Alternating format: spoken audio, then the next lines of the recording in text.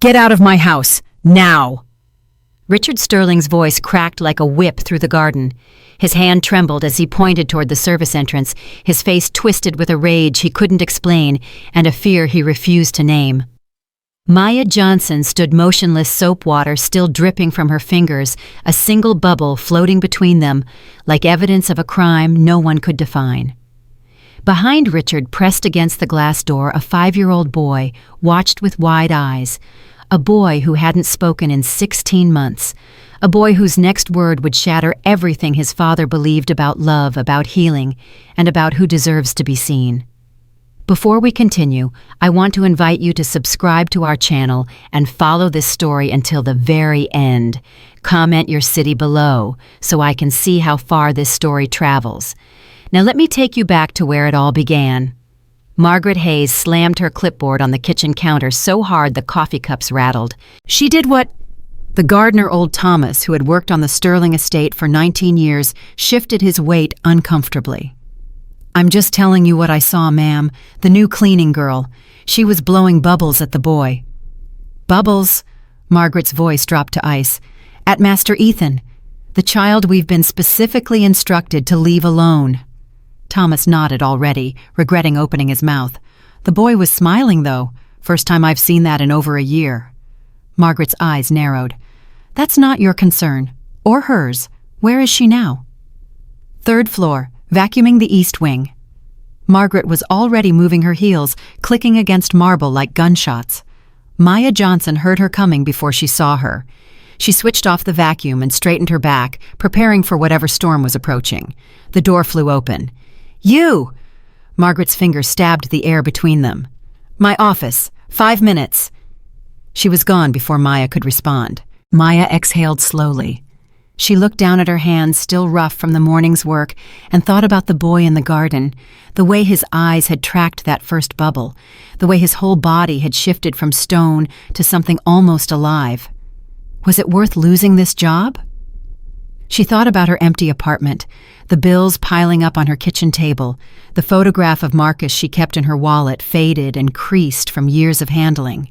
Yes, she decided. Yes, it was worth it. But she would fight to stay anyway. Not for herself, for him. Margaret's office smelled like artificial lavender and disapproval. Maya stood in front of the desk, hands clasped, face neutral. Do you know why you're here? Margaret asked. I have an idea. Then explain yourself. Maya considered her words carefully. I was cleaning the garden pathway. The boy was sitting under the tree. I didn't approach him. I didn't speak to him. I simply blew some bubbles from my cleaning bucket and he happened to notice. He happened to notice. Margaret repeated the words like they tasted bitter. Mrs. Johnson, do you understand the protocols we have in place for Master Ethan? I understand I was told not to engage with him directly. And blowing bubbles 3 feet from his face isn't engaging directly. I blew them into the air. Where they went after that wasn't up to me. Margaret's jaw tightened. She wasn't accustomed to the help talking back. You're playing semantic games with me. No, ma'am. I'm telling you what happened. The boy smiled. If that's a problem, I apologize. But I won't apologize for making a child smile. The silence stretched between them like a wire about to snap.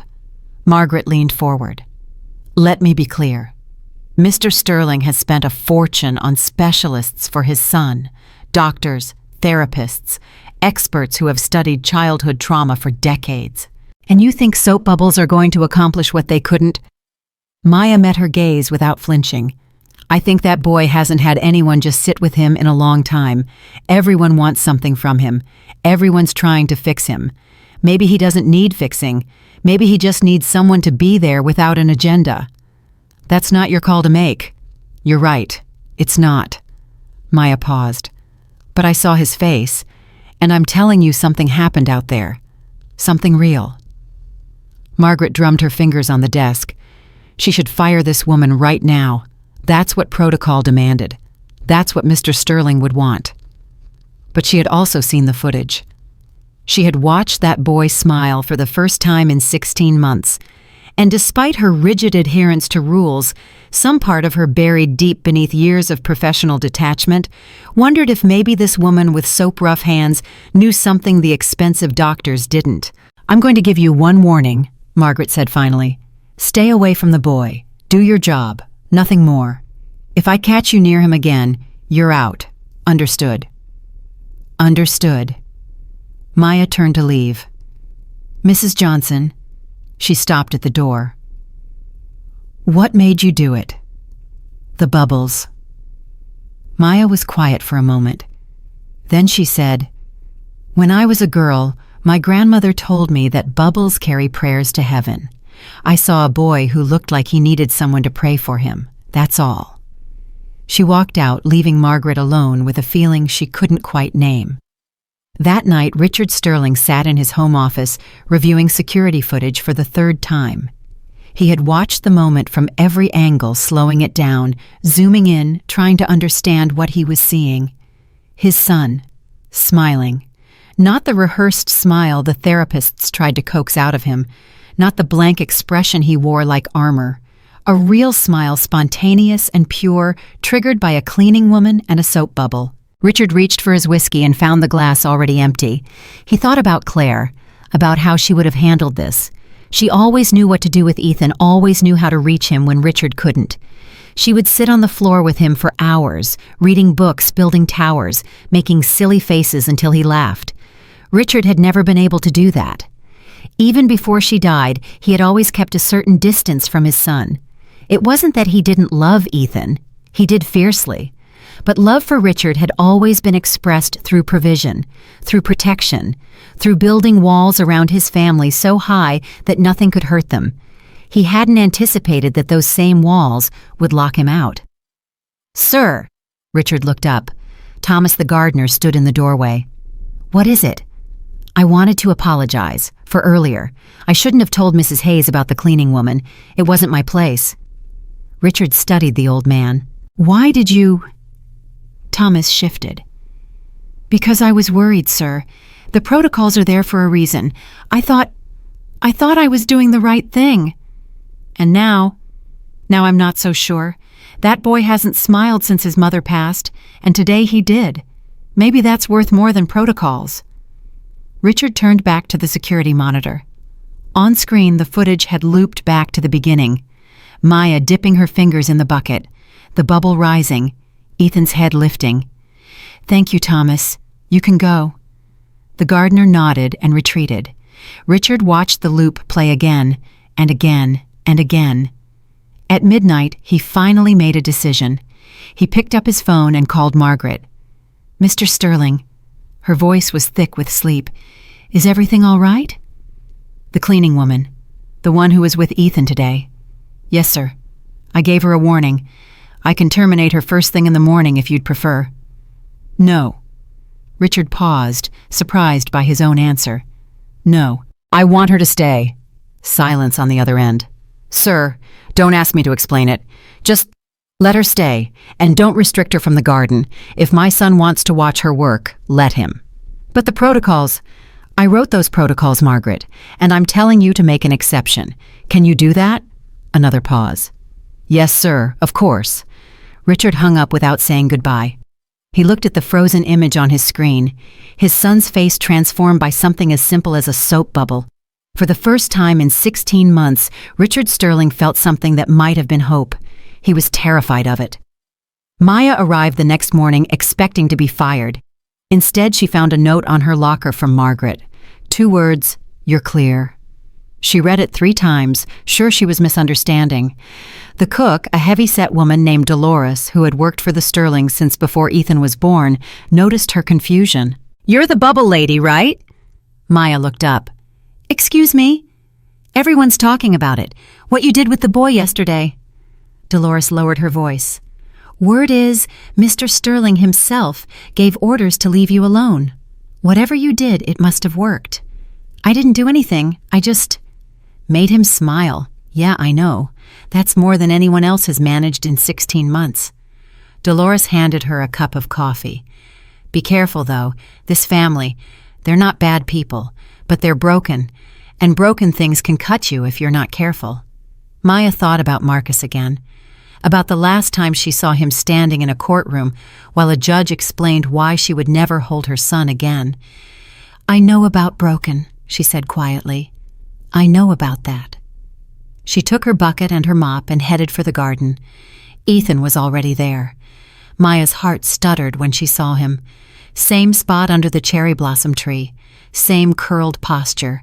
But today his head was angled toward the house, toward the service entrance, watching, waiting.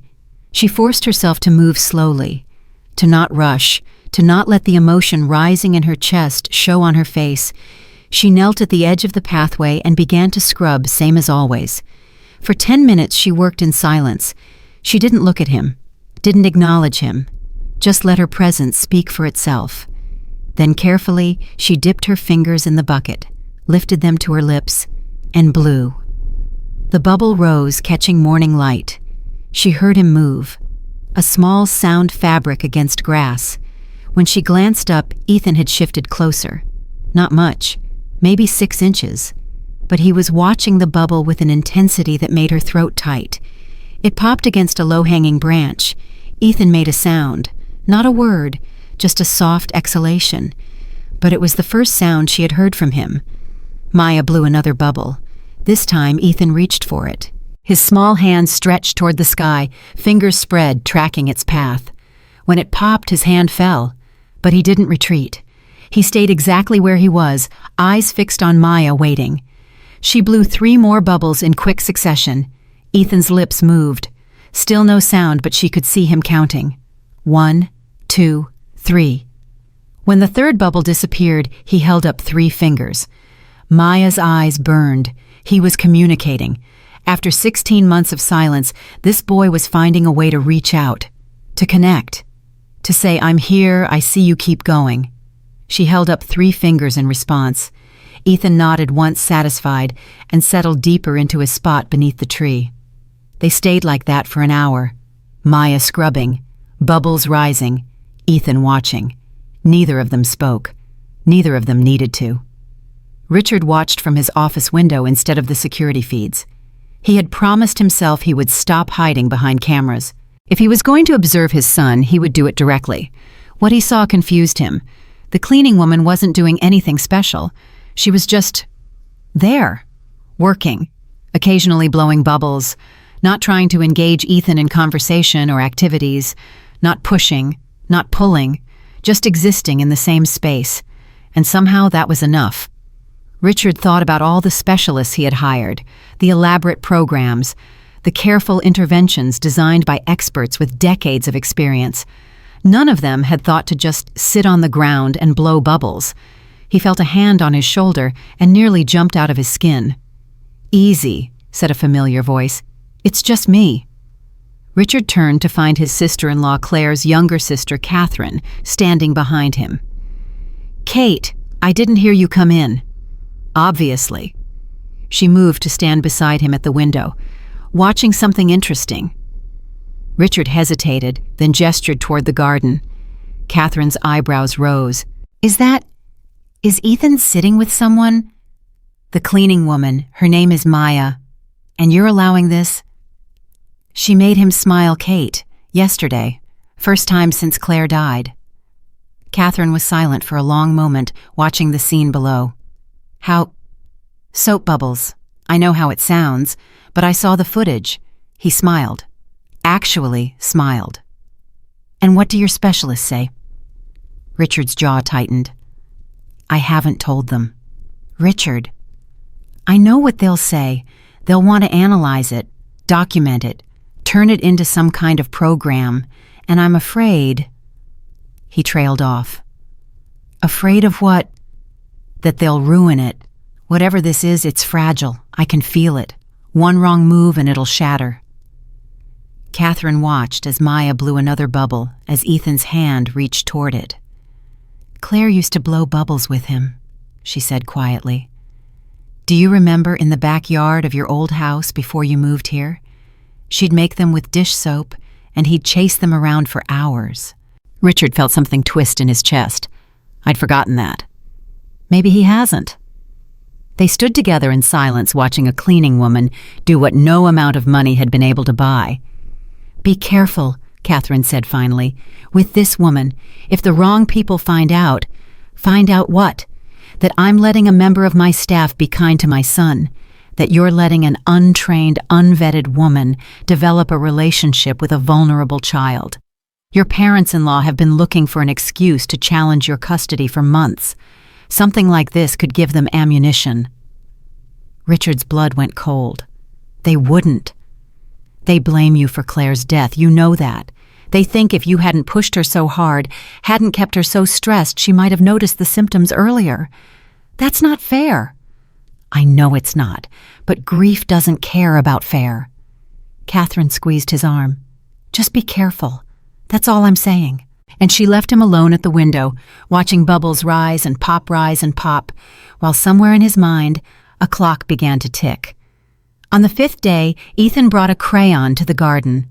Maya noticed it clutched in his small fist as soon as she arrived. Blue, sky blue, the color of bubbles in sunlight. She didn't comment, just knelt at her usual spot and began her work. For 20 minutes, Ethan sat motionless, watching her. Then slowly, deliberately, he moved closer. Maya kept scrubbing, kept her movements calm and predictable. Ethan stopped 3 feet away, close enough that she could have reached out and touched him, closer than he had ever come before. He stared at the ground between them. Then he leaned forward and drew a circle on the stone. Maya's hand froze on her mop. The circle was small, perfect, complete. Ethan drew it with careful concentration, his tongue poking out the corner of his mouth, exactly the way Claire used to do when she was focused on something. When he finished, he looked up at Maya and patted the ground beside the circle. Maya understood. She understood so completely that tears nearly escaped before she could stop them. He was inviting her in. She moved slowly, giving him every chance to change his mind to retreat. But he stayed exactly where he was, watching her with those dark, serious eyes. She sat inside the circle. Ethan nodded once. Then he drew another circle beside hers, slightly larger, and sat inside it. 2 circles, side by side, connected by the stone beneath them. For a long moment they just sat there, not speaking, not moving, just existing together in a space that Ethan had created for them. Then Maya reached into her apron pocket and pulled out a small notebook she used for shopping lists. She turned to a blank page, tore it out, and placed it on the ground between them. Ethan looked at the paper, looked at the crayon in his hand, looked at Maya. She nodded. He leaned forward and drew a circle on the paper. Maya reached for the crayon. He hesitated for only a second before letting her take it. She drew a circle next to his. Ethan took the crayon back and drew a 3rd circle. Maya drew a 4th. Back and forth they went, filling the page with circles, a silent conversation in blue wax. When the page was full, Ethan picked it up and studied it. Then he did something that broke Maya's heart in the best possible way. He handed it to her. A gift. The first thing he had chosen to give anyone since his mother died. Maya accepted it with both hands, treating it like the sacred object it was. "Thank you," she whispered. Ethan blinked at the sound of her voice. For a second she worried she had made a mistake, that speaking would shatter whatever spell existed between them. But then he smiled, that same soft smile from the first day, and he nodded. "You're welcome," the nod said. "You're one of us now." Richard found out about the circles from Margaret. "She's spending more time with him," Margaret reported during their daily briefing.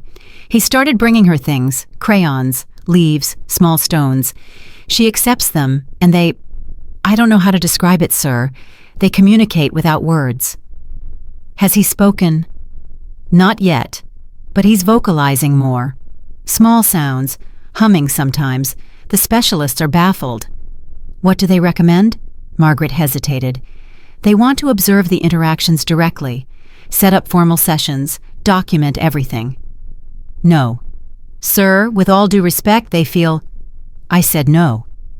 Richard stood and walked to the window.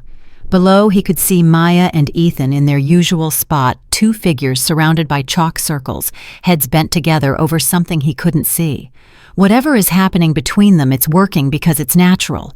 The moment we turn it into a program, we'll kill it. And if the board asks questions, your in-laws have been making inquiries. They want to know about Ethan's care plan. Richard's hands clenched at his sides. Let me worry about William and Patricia. Yes, sir. Margaret paused at the door. For what it's worth, I think you're right. About not interfering. That woman, there's something about her. Something real. After she left, Richard continued watching from the window. His son was laughing. Not loudly, not the way he used to laugh before Claire died. But his shoulders were shaking, and his head was thrown back, and even from 2 stories up, Richard could see the joy on his face. Maya said something, and Ethan laughed again. Richard's throat tightened. He had to grip the windowsill to steady himself. That should be me, he thought. That should be me down there making him laugh. But it wasn't, and he didn't know how to change that. His phone rang. He glanced at the screen and felt his stomach drop. William Crawford, Claire's father. He let it go to voicemail. It rang again immediately. He silenced it. A text appeared. We need to talk. It's about Ethan. Don't make me involve lawyers. Richard closed his eyes. The clock in his mind ticked louder. On the 12th day, Maya was mopping the hallway outside Ethan's room when she heard crying. Not loud crying. The muffled, desperate kind that children make when they're trying not to be heard. She stopped. Listened. The sound was coming from behind Ethan's door. Maya knew the rules. She wasn't supposed to be in this part of the house, wasn't supposed to interact with Ethan outside of the garden. But that sound was the same one Marcus used to make at night after the divorce when he thought she couldn't hear him. She knocked softly. Ethan, it's Maya. The crying stopped abruptly. She waited. Nothing. I'm not coming in, she said through the door. I just wanted you to know I'm here, if you need anything. Silence. Then so quietly she almost missed it. Footsteps approached the door. A shadow appeared in the gap at the bottom. He was standing right on the other side. Maya sat down on the hallway floor, her back against the wall beside the door. I used to have a son, she said softly. His name was Marcus. He was about your age when I last saw him. 8 years ago now. The shadow didn't move. He used to cry at night too, after his daddy and I split up. He'd try to be quiet because he didn't want me to worry, but I always heard him. Still no sound from inside the room. I wanted to fix it for him, wanted to make everything better, but sometimes you can't fix things. Sometimes you just have to sit with the sadness until it's ready to leave on its own. She heard a small sound, almost like a sigh. I don't know why you're crying tonight. Maybe you miss your mama. Maybe you had a bad dream. Maybe you're just tired of feeling so much. Maya's voice cracked slightly. But I want you to know something, Ethan.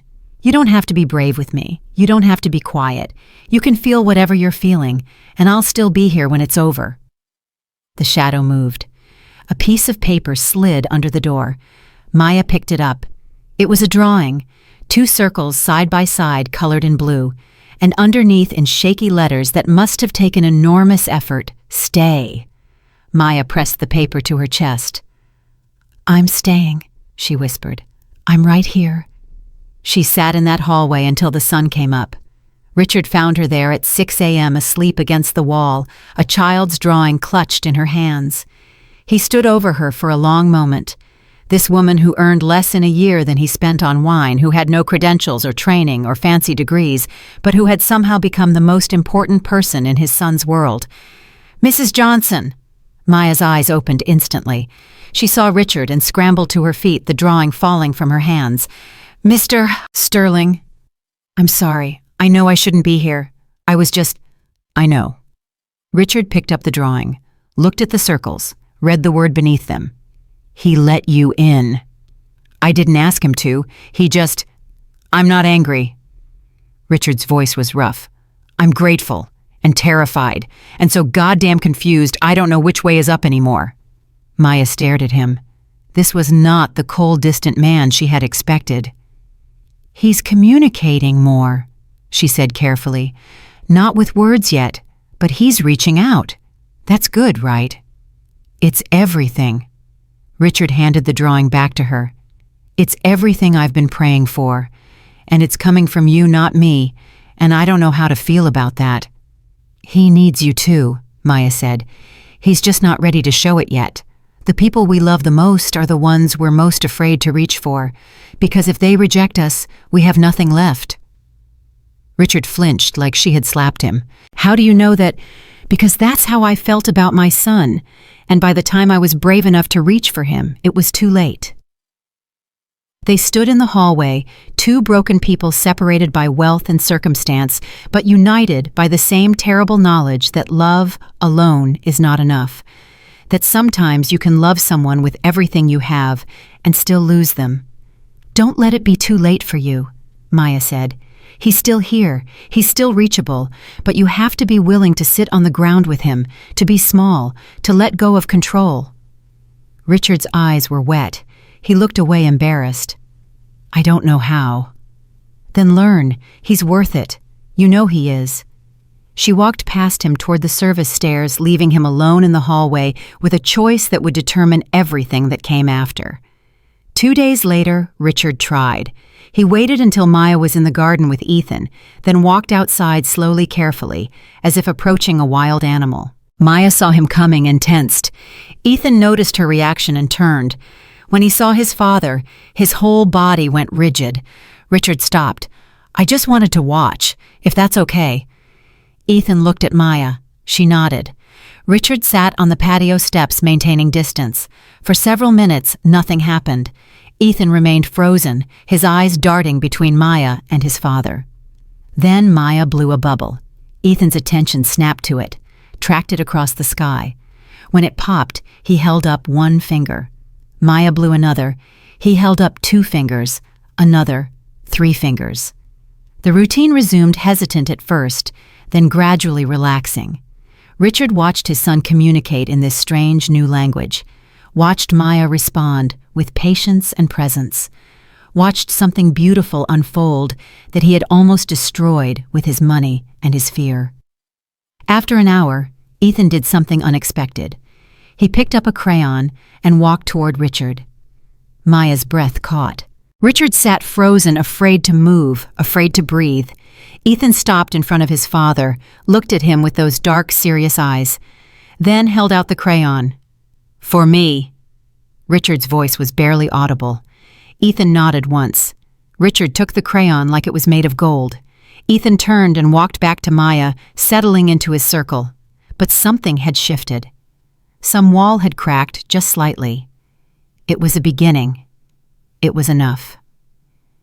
The breakthrough came 2 weeks later on a golden afternoon when the light slanted through the glass ceiling of the garden room like honey. Maya and Ethan sat cross-legged on the floor, their bucket of soap water between them. Richard watched from the doorway, having finally earned the right to be that close. Maya dipped her wand, blew gently. A bubble rose larger than usual, spinning slowly. Ethan watched it climb toward the ceiling, his lips parted, and then so quietly that Maya almost missed it, he spoke. "Sky." One word, barely a whisper. Maya's whole body went still. Richard stopped breathing. "Sky," Ethan said again, more clearly this time. Maya's hand found his. "Yes, baby. Sky." Richard moved without thinking.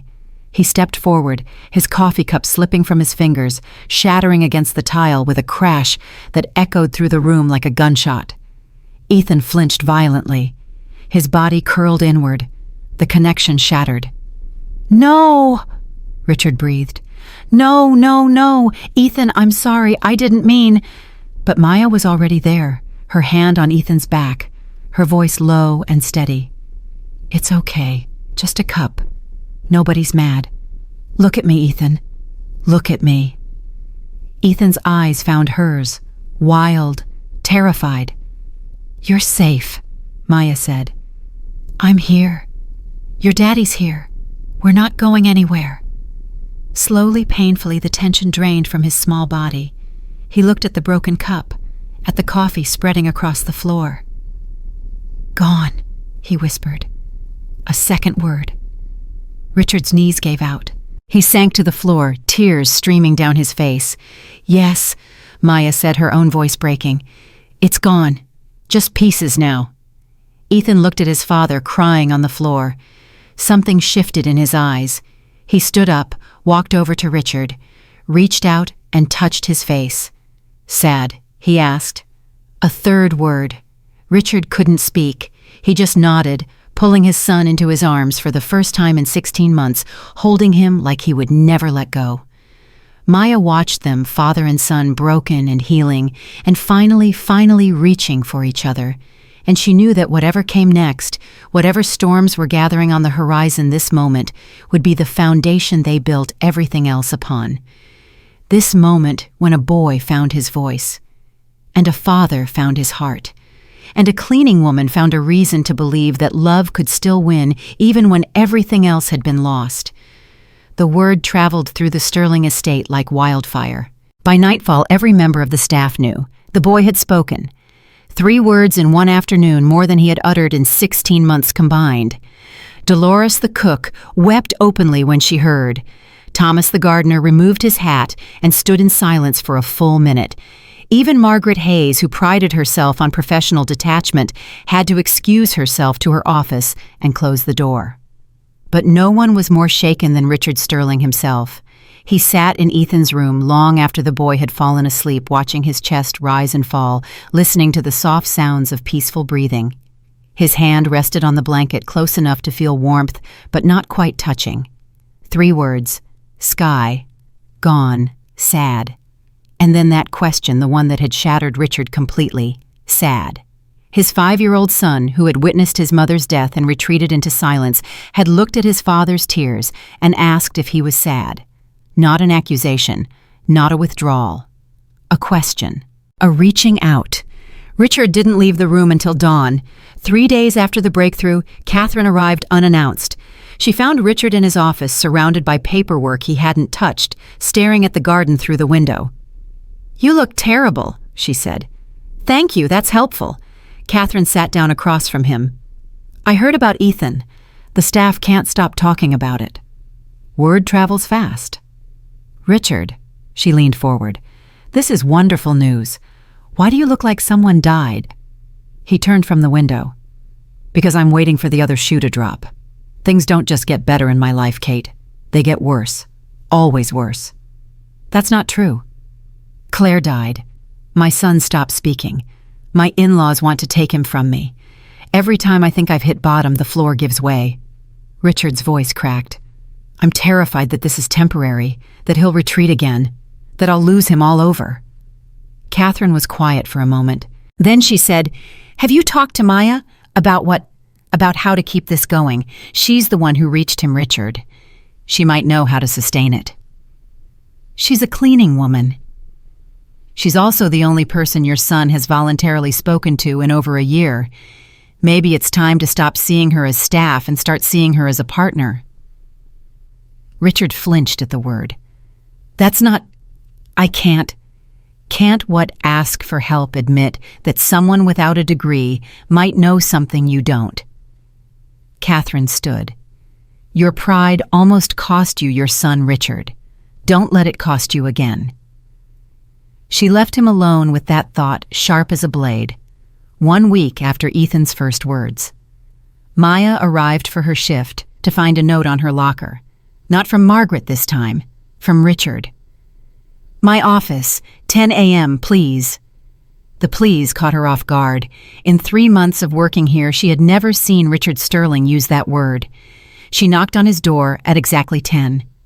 "Come in." He was standing by the window, his back to her. He didn't turn around when she entered. "Close the door, please." She did. For a long moment, neither of them spoke. Then Richard said, "I don't know how to do this."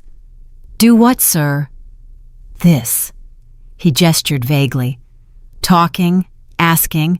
I've spent my entire life giving orders, solving problems with money, building walls." He finally turned to face her. I don't know how to tear them down. Maya waited.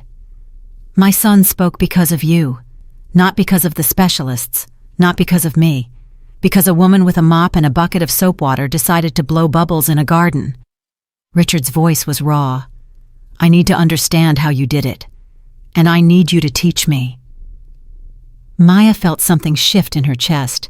This was not the man she had expected, not the cold billionaire who watched his son through security cameras. This was a father desperate and humbled, asking for help. I didn't do anything special, she said carefully. I just showed up, consistently, without wanting anything from him. That can't be all. It is. Maya took a step closer. Mr. Sterling, your son doesn't need techniques or programs. He needs people who will be present without pressure, who will let him come to them instead of chasing him, who will accept silence as a valid form of communication. I've been watching him through cameras for months. I thought I was being present. Watching isn't the same as being there. You can observe someone from a distance and never truly see them. Richard absorbed this. How do I change that? You already started. That day in the garden room when you sat on the floor and cried when you let him see you vulnerable. That was real. That's what he needs. Not the CEO, not the perfect father. Just you. Broken and trying. Richard's jaw tightened. I'm not good at broken. Nobody is. But your son knows broken better than anyone. He's been living inside it for 16 months. When he sees you struggling, he knows he's not alone. The silence stretched between them. Then Richard said something that surprised them both. Will you help me? Not as an employee, as, I don't know what to call it, a guide, a partner? Whatever you want to be called, I don't care. I just need someone to show me how to reach my son. Maya thought about all the reasons she should say no. The class difference, the complications, the risk of getting too attached to a child who wasn't hers. But then she thought about Ethan, about those 3 words, about the drawing still tucked in her apron pocket. Yes, she said, I'll help. Richard exhaled like he had been holding his breath for years. Thank you. Don't thank me yet. This is going to be hard. Harder than anything you've ever done in business. I know. You'll have to get uncomfortable, get messy, let go of control. I know, Maya nodded. Then we start today. 2 weeks after the breakthrough. Ethan's vocabulary had grown to 17 words. Not sentences yet, just single words offered like gifts. Bubble, blue, tree, Maya, daddy, sky, bird, more, yes, no, cookie, sad, happy, gone, stay, please, thank you. Each word was a victory. Each word was a crack in the wall he had built around himself. Maya and Richard developed a routine. Every morning they would meet in the garden room. Richard would sit on the floor, clumsy and awkward, while Maya guided him through the delicate art of being present. Don't look at him directly, she instructed one morning. Let him come to you. This is torture, Richard muttered. His son was 3 feet away, drawing circles with chalk. Every instinct screamed at him to engage, to do something. Patience! I don't have patience. I have money. I use money to buy other people's patience. That doesn't work here. Richard gritted his teeth and stayed still. 10 minutes passed. 20. Then Ethan stood up, walked over to his father, and placed a chalk drawing in his lap. 3 circles, 1 big, 1 medium, 1 small, connected by lines. Family, Ethan said. Richard's vision blurred. Yes, family. Ethan nodded, satisfied, and returned to his spot. Maya caught Richard's eye and smiled. Progress.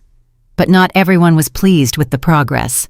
3 weeks after the breakthrough, Margaret knocked on Richard's door with a folder full of concerns. The board is asking questions, she said, about the arrangement. What arrangement? Mrs. Johnson's expanded role. They've heard rumors. An untrained domestic worker serving as a primary influence on your son. Margaret's voice was careful. They're concerned about liability, about optics. Richard's eyes hardened. My son is speaking for the first time in over a year. What optics could possibly matter more than that?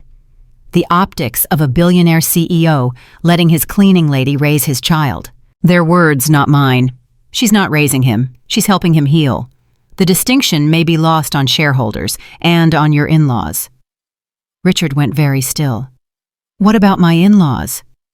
Margaret hesitated. They've requested a meeting, through their lawyers, something about revisiting the custody arrangement in light of developments. The temperature in the room dropped 10 degrees. They can't do that, Richard said. The custody was settled after Claire died. They have visitation rights, nothing more. They're claiming new evidence of neglect, the fact that you've delegated your son's care to household staff. That's not what happened. I know, but perception matters, sir, and right now the perception is that you've handed your grieving son to an unqualified woman while you focus on business. Richard's hands clenched into fists. Get out. Sir, I'm only trying to... I said get out. Margaret left without another word. Richard sat alone in his office, the walls closing in around him. He had just begun to hope, just begun to believe that maybe things could get better. And now this. He picked up his phone and dialed Catherine. They're coming for him, he said without preamble. The Crawfords. They're trying to take Ethan. Catherine's voice was grim. I was afraid of this. What do I do? You fight. But Richard, you need to be smart about this. That means being careful about Maya, about how much access she has, about how things look. I can't pull back now. Ethan depends on her. Then you need to document everything, every word he says, every milestone, every professional who can testify that what you're doing is working. The Crawfords will come with an army of experts saying you're unfit.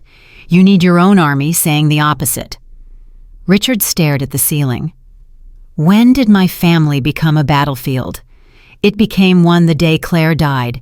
You just didn't want to see it. She was right. He hadn't wanted to see it, had hidden behind cameras and specialists and money hoping the war would fight itself. But wars don't fight themselves, and the people you love are never collateral damage. 4 weeks after the breakthrough. William Crawford called on a Tuesday afternoon. Richard let it ring 3 times before answering. Richard. William's voice was cold. I assume you received our lawyer's letter. I did. Then you understand the situation. I understand that you're trying to take my son based on lies and distortions. William laughed, a harsh sound without humor. Lies. You've given an immigrant cleaning woman more access to Ethan than any trained professional. You've ignored the recommendations of every specialist we've consulted. You've allowed your grief to impair your judgment to the point of negligence. Ethan is speaking again, for the first time in 16 months. How is that negligence? He's speaking to her. Not to professionals, not to his grandparents, not to anyone qualified to help him process his trauma. He's attached himself to a woman who has no business being near a vulnerable child. Richard felt his temper rising. That woman reached him when no one else could, including you. Which is precisely the problem. What happens when she leaves, when she gets a better job or moves away or simply gets tired of playing therapist? Your son will be abandoned again, and this time the damage may be permanent. She's not going anywhere. You can't guarantee that, but we can. Patricia and I can provide Ethan with stability, with proper care, with family. He has family. He has me. William's voice turned ice cold. You weren't there when Claire died. You were in Hong Kong closing a deal. Your son watched his mother collapse while you were on the other side of the world. And in the 16 months since, what have you done? Hired strangers to fix what you broke. Richard's hand shook around the phone. That's not fair. Life isn't fair, Richard. Claire knew that. It's time you learned it too. The line went dead. Richard hurled the phone across the room. It shattered against the wall plastic and glass exploding in all directions. He stood there breathing hard, his whole body trembling with rage and fear and a guilt so deep he couldn't see the bottom of it. Hong Kong. He had been in Hong Kong. He hadn't been there, hadn't held her hand, hadn't caught her when she fell, hadn't been there to see the light leave her eyes. By the time he landed, she was already gone. And Ethan, Ethan had been alone at that table, 5 years old, watching his mother die, waiting for a father who didn't come. Richard sank to his knees among the broken pieces of his phone. William was right. He had broken his son. And now someone else was putting him back together. Maybe he didn't deserve to keep him. Maya found Richard in the garden at midnight. He was sitting on the ground exactly where she and Ethan usually sat. His suit was wrinkled. His hair was disheveled. He looked like a man who had lost everything and was waiting for someone to confirm it. She sat down beside him without speaking. For a long time they just existed together in the darkness. Then Richard said, "I wasn't there when she died." Maya waited. "I was in Hong Kong, closing a deal that seemed so important at the time. I don't even remember what it was for now." His voice broke. "My son watched his mother die alone, and I was 10,000 miles away shaking hands in a conference room." "You couldn't have known." "That's what everyone says. But it doesn't matter. I should have been there. I should have been the one holding him when she fell. Instead, he sat alone with her body until the paramedics came. The housekeeper found him. He was holding her hand and whispering, 'Wake up,' over and over." Maya's heart shattered. "He didn't speak after that," Richard continued. "Not one word. The specialist said it was trauma-induced selective mutism. I didn't even know that was a thing. I just knew my son was gone, locked inside himself, and I couldn't reach him." "But you're reaching him now." "No, you are. I'm just watching, same as always, same as I did with Claire. I watched her work herself to exhaustion. Watched her stress about the house, about Ethan, about all the things I thought money could solve. I watched, and I told myself I was providing, and I never once asked what she actually needed." Richard looked at Maya in the darkness. "I can't lose him, Maya. He's all I have left of her, and I know I don't deserve him. I know I've been a terrible father, but I can't lose him." Maya reached over and took his hand. He stiffened at first, then slowly relaxed. "You're not going to lose him," she said. "We're going to fight. Together. Whatever comes, we face it together." "Why do you care? I'm just your employer. This isn't your battle." Maya was quiet for a moment. Then she said, "Because I already lost one son. I won't stand by and watch you lose yours." They sat together until the sun came up, two broken people holding hands in the darkness, preparing for a war neither of them had asked for. 5 weeks after the breakthrough. The lawyers came with papers, depositions, demands for psychological evaluations, lists of expert witnesses. Richard retained the best family law firm in Connecticut. They warned him it would be ugly. They warned him the Crawfords had deep pockets and deeper grudges. They warned him that cases like this could drag on for years. He didn't care. He would fight for decades if he had to. But there was one thing he hadn't counted on: the board meeting. 6 weeks after the breakthrough. Richard sat at the head of the conference table, surrounded by men in expensive suits who had never scrubbed a floor or blown a bubble in their lives. "The situation has become untenable," said Harrison Cole, the longest-serving board member. "The media attention alone is damaging our stock price." "What media attention?" Richard asked. Cole slid a tablet across the table. Headlines filled the screen. Sterling CEO's son in custody battle. Billionaire's cleaning lady becomes controversial caregiver. Crawford family claims neglect in grandson's care. Richard's stomach dropped. "This is private family business." "Nothing is private when you're the face of a Fortune 500 company," Cole replied. "Your personal life is our business, Richard, whether you like it or not." "What are you suggesting?" Another board member, Helena Price, spoke up. "We're suggesting you take a leave of absence. Let things settle. Remove the woman from the estate. Hire proper caregivers with documented credentials. Give the Crawfords no ammunition. And abandon the progress my son has made. He's speaking now. He's connecting. For the first time since his mother died." "With all due respect," Helena said, "that's not our concern. Our concern is shareholder value.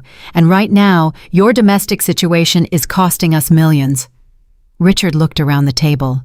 12 faces, none of them friendly, none of them seeing a father fighting for his son, all of them seeing a liability to be managed.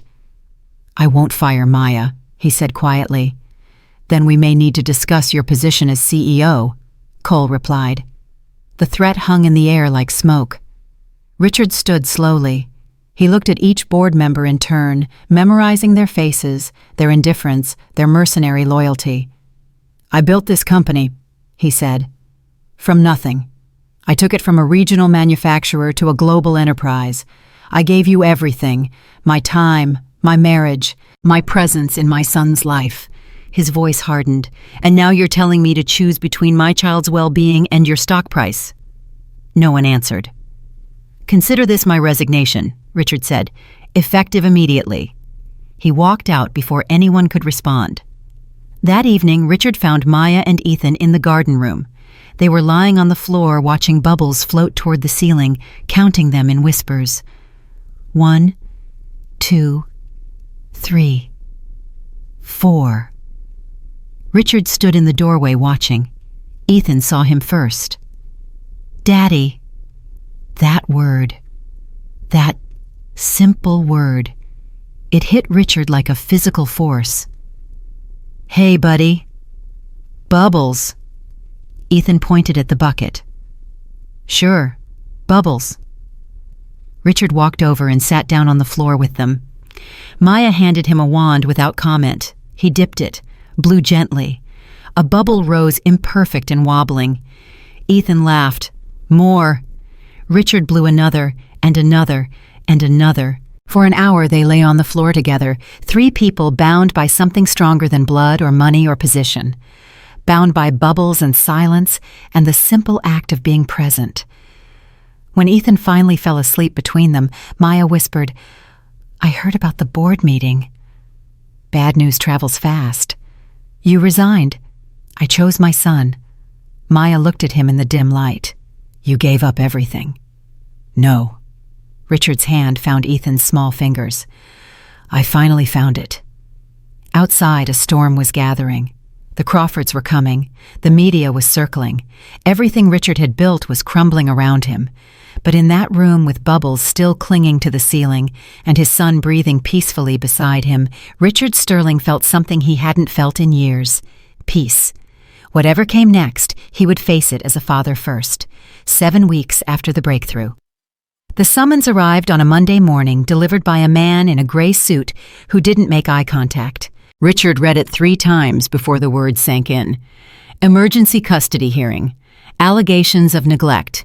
Request for immediate temporary guardianship, pending full investigation. The Crawfords weren't just threatening anymore. They were attacking. Richard's lawyer, Daniel Marsh, arrived within the hour. He spread documents across the dining table with the efficiency of a surgeon preparing for battle. "They've hired Victor Kane," Marsh said grimly. Richard looked up. "The name sounds familiar." "It should. He's the most aggressive family law attorney on the East Coast. Won 80% of his custody cases last year. He specializes in making good parents look like monsters." "How do we fight him?" Marsh hesitated.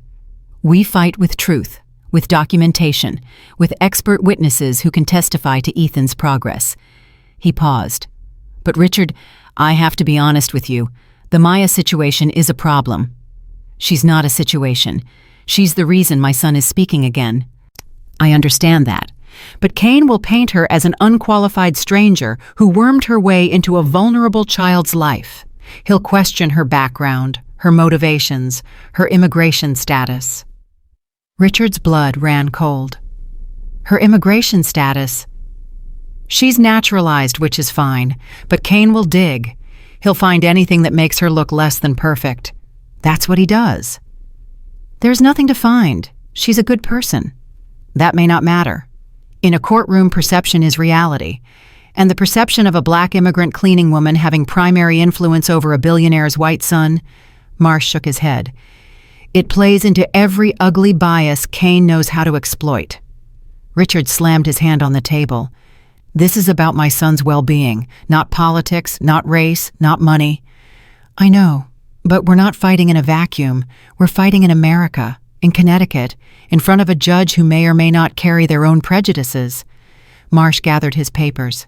"I'm not saying we can't win. I'm saying we need to be prepared for how dirty this is going to get." After Marsh left, Richard found Maya in the garden room with Ethan. She saw his face and knew immediately. "It's happening," she said, not a question. "Next week, emergency hearing." Maya's hand found Ethan's. The boy was building a tower of colored blocks, oblivious to the storm swirling around him. "They're going to come after you," Richard said. "The lawyer the Crawfords hired. He'll try to make you look bad, unqualified, dangerous." "I'm none of those things." "I know, but that won't stop him from trying." Maya was quiet for a long moment. Then she said, "Maybe I should leave." Richard's heart stopped. "What?" "If I'm the problem, if my presence is what they're using against you, maybe I should step back, at least until the hearing is over." "No." The word came out harder than Richard intended. "Absolutely not." "Richard, you leave and Ethan loses the one person who broke through to him. You leave and we prove them right, that you were just a temporary fix, that his attachment to you was dangerous." Richard knelt down beside them. "We fight this together, all of us, or we don't fight at all." Maya looked at Ethan, who had paused his building to watch the exchange. "Daddy sad?" Ethan asked. Richard felt his chest tighten. "Daddy's worried, buddy, but we're going to be okay." "Maya stay?" The question hung in the air like a prayer. Maya squeezed his hand. "Maya stays." Ethan nodded satisfied and returned to his blocks. But nothing was settled. Nothing was safe. And the worst was yet to come. 8 weeks after the breakthrough. 3 days before the hearing. The Crawfords' legal team sent a list of witnesses they intended to call. Richard read it with growing dread. Helen, a foster child psychologist who had evaluated Ethan 6 months ago and found him severely withdrawn. Dr. Marcus Webb, autism specialist, who had recommended intensive behavioral therapy that Richard had declined. Margaret Hayes, house manager, subpoenaed to testify about household operations. And at the bottom of the list, a name Richard didn't recognize, Linda Thompson. He called Marsh immediately. "Who is Linda Thompson?" Marsh was silent for a moment. "I was hoping you wouldn't ask about that." "Who is she?" "She's a social worker from Georgia. She handled Maya Johnson's custody case 8 years ago." Richard's blood turned to ice. "What custody case?" Another pause. "Maya had a son, Richard, a boy named Marcus. She lost custody when he was 7. The father claimed she was unfit, working too many jobs, neglecting the child. The court sided with him." "That doesn't mean she did anything wrong." "No, it doesn't. But Kane will use it to argue that Maya has a pattern, that she attaches herself to vulnerable children because she's trying to replace the one she lost, that her interest in Ethan isn't healthy, it's pathological." Richard gripped the phone so hard his knuckles went white. "That's obscene. That's litigation. I warned you it would get dirty." "Can we keep her off the stand?" "Not if they subpoena her, and they will." Marsh exhaled. "Richard, I need you to prepare yourself. This hearing is going to be brutal. For you, for Maya, for everyone who cares about Ethan. Kane is going to tear at every wound until he finds one that bleeds." Richard hung up without saying goodbye. He sat alone in his office for an hour thinking about Maya, about the secret she had carried, about the son she had lost. She had never told him the full story. He had never asked. Now he understood why she looked at Ethan the way she did, why she understood his silence, why she was willing to risk everything to reach him. She wasn't just helping Ethan. She was fighting for a second chance at a motherhood that had been stolen from her. Richard found Maya in her small room above the garage. She opened the door and saw his face and knew. "You found out," she said. "Why didn't you tell me?" Maya stepped back to let him in. The room was sparse, a bed, a dresser, a single photograph on the nightstand. Richard picked up the photograph, a young boy, gap-toothed smile eyes full of mischief. "Marcus," Maya said. "He's 15 now. I haven't seen him in 8 years." "What happened?" Maya sat on the edge of the bed, suddenly looking older than her 42 years. "His father and I split when Marcus was 5. I got custody, but I had to work. 3 jobs sometimes just to keep the lights on. James, my ex, he had money. His family had money. When Marcus was 7, James filed for full custody. Said I was never home. Said I was neglecting our son. Were you? Maya's eyes flashed. I was keeping him alive. I was making sure he had food and clothes and a roof over his head. But I couldn't be there the way James could. He had nannies. He had time. He had lawyers who cost more than I made in a year. The court sided with him. The court sided with money, like it always does. Maya's voice cracked. They said Marcus would have a better life with his father, more stable, more opportunities. They said I could have visitation, but James made it impossible. Moved to California, changed schools, changed phone numbers. By the time Marcus was 10, he didn't even remember my face. Richard set the photograph down. I'm sorry. I'm not looking for sorry. I'm looking for you to understand why I can't walk away from Ethan, why I can't let another child be taken from me. Maya looked up at him. The Crawfords' lawyer is going to use this against you. I know that. He's going to say I'm damaged, obsessed, dangerous. Are you? No. But I'm not objective either. I see my son in your son. I see a chance to do what I couldn't do before. Maya's voice steadied. If that makes me unfit to be in Ethan's life, then fire me now, before the hearing, before it gets worse. Richard sat down beside her. I'm not firing you. You should. For Ethan's sake. Ethan needs you. That's the only sake that matters. Richard took her hand. We go into that courtroom together. Whatever they throw at us, we face it together. And when it's over, when we've won, you're going to see your son again. I'll make sure of it. Maya stared at him. You can't promise that. I can try. I have resources, investigators, lawyers. If James Thompson is hiding your son from you, we'll find him. Tears spilled down Maya's cheeks. Why would you do that? Because you gave me my son back, and because that's what family does. Family. The word hung between them strange and new, and somehow exactly right. 9 weeks after the breakthrough. The morning of the hearing. Richard woke at 4 a.m. and couldn't go back to sleep. He walked through the silent house past rooms that had once felt like prisons, now transformed by laughter and bubbles and the sound of his son's voice. He stopped outside Ethan's door, pushed it open quietly. Ethan was awake, sitting up in bed holding his blue crayon. Hey, buddy. Can't sleep. Ethan shook his head. Richard walked over and sat on the edge of the bed. Me neither. Scared? Ethan asked. Richard's throat tightened. His son was asking if he was scared. His 5-year-old trauma survivor son was worried about him. A little, Richard admitted. Are you? Ethan nodded. Then he climbed into his father's lap and pressed his face against Richard's chest. Richard held him, feeling the warmth, the weight, the realness of this small body that had been closed off for so long. Whatever happens today, Richard whispered, I love you, no matter what, forever. Love you, Ethan whispered back. 3 words, the most important 3 words in any language. Richard held his son until the sun came up. The courthouse was a circus. Reporters lined the steps, cameras flashing questions shouted over the din of traffic and chaos. Richard kept his head down and his arm around Ethan as they pushed through the crowd. Maya walked behind them, invisible to the cameras, exactly as she preferred. Inside the hallway was quieter but no less tense. William and Patricia Crawford stood at the far end, flanked by their legal team. Victor Kane, silver-haired and sharp-eyed, looked like a shark who had scented blood. Patricia saw Ethan and started toward them. My grandson, she said, arms outstretched. Come to Grandma, sweetheart. Ethan shrank back against Richard's leg. Not now, Patricia, Richard said quietly. He's my daughter's child. I have every right. You have the right to visitation, which you'll exercise according to the court's schedule. Not here, not like this. William put a hand on his wife's shoulder. Let it go, Patty. We'll have plenty of time with him after today.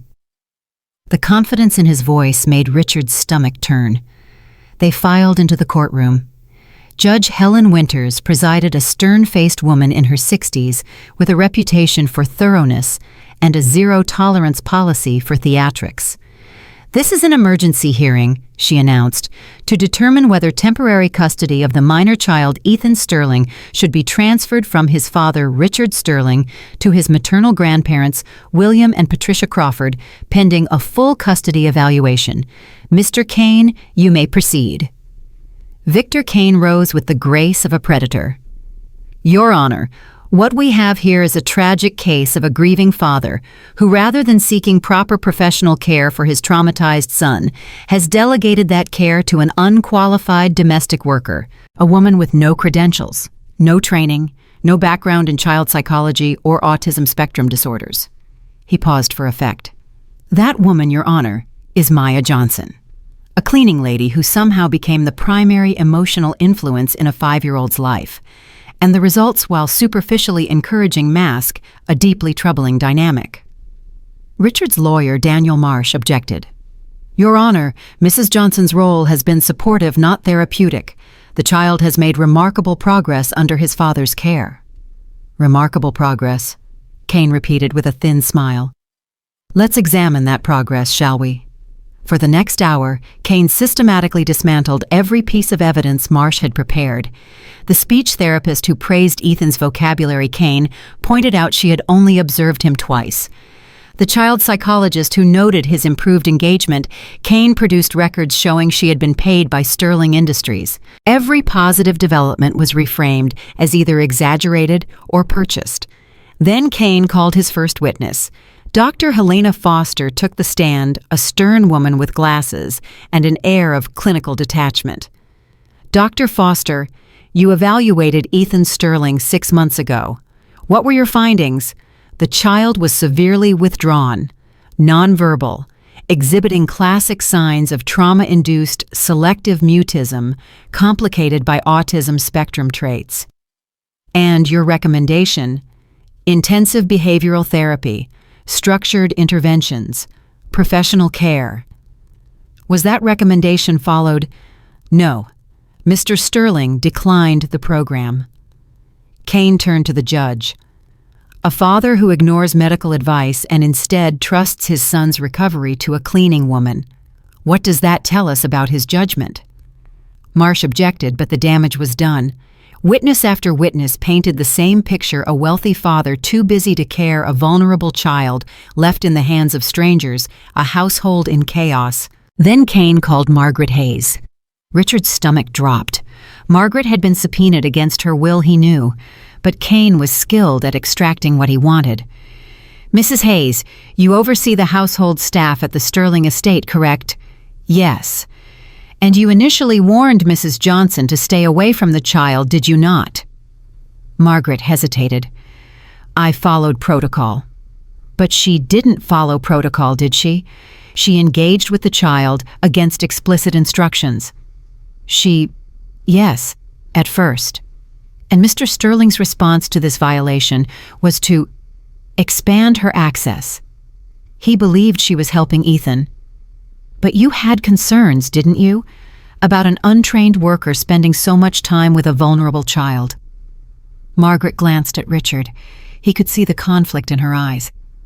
"I had questions," she admitted. "But I also saw results. The boy was improving, speaking, connecting, things I hadn't seen in over a year." Kane smiled. "So your concerns were overridden by results, even though you had no way of knowing if those results were healthy or sustainable." "I'm not a psychologist." "No, you're not, and neither is Maya Johnson." Margaret was dismissed. Richard felt the case slipping away like sand through fingers. Then Kane called Maya Johnson to the stand. Maya walked to the witness box with her head high. She had worn her best dress, plain but clean, her hair pulled back neatly. She looked like exactly what she was, a working woman with nothing to hide. Kane circled her like a vulture. "Mrs. Johnson, you were employed as a cleaning woman at the Sterling estate, correct?" "Yes." "And your qualifications for childcare are—" "What exactly?" "I don't have formal qualifications. No degree in psychology, no training in autism spectrum disorders, no certification of any kind." "No." "Yet, you took it upon yourself to engage with a severely traumatized child. Maya's voice was steady. "I blew bubbles." He smiled. "That's how it started." Blowing bubbles. Kane's tone dripped condescension, and from this simple act, you developed what can only be described as an intense emotional bond with a child who was not yours. "I developed a connection. There's nothing wrong with that.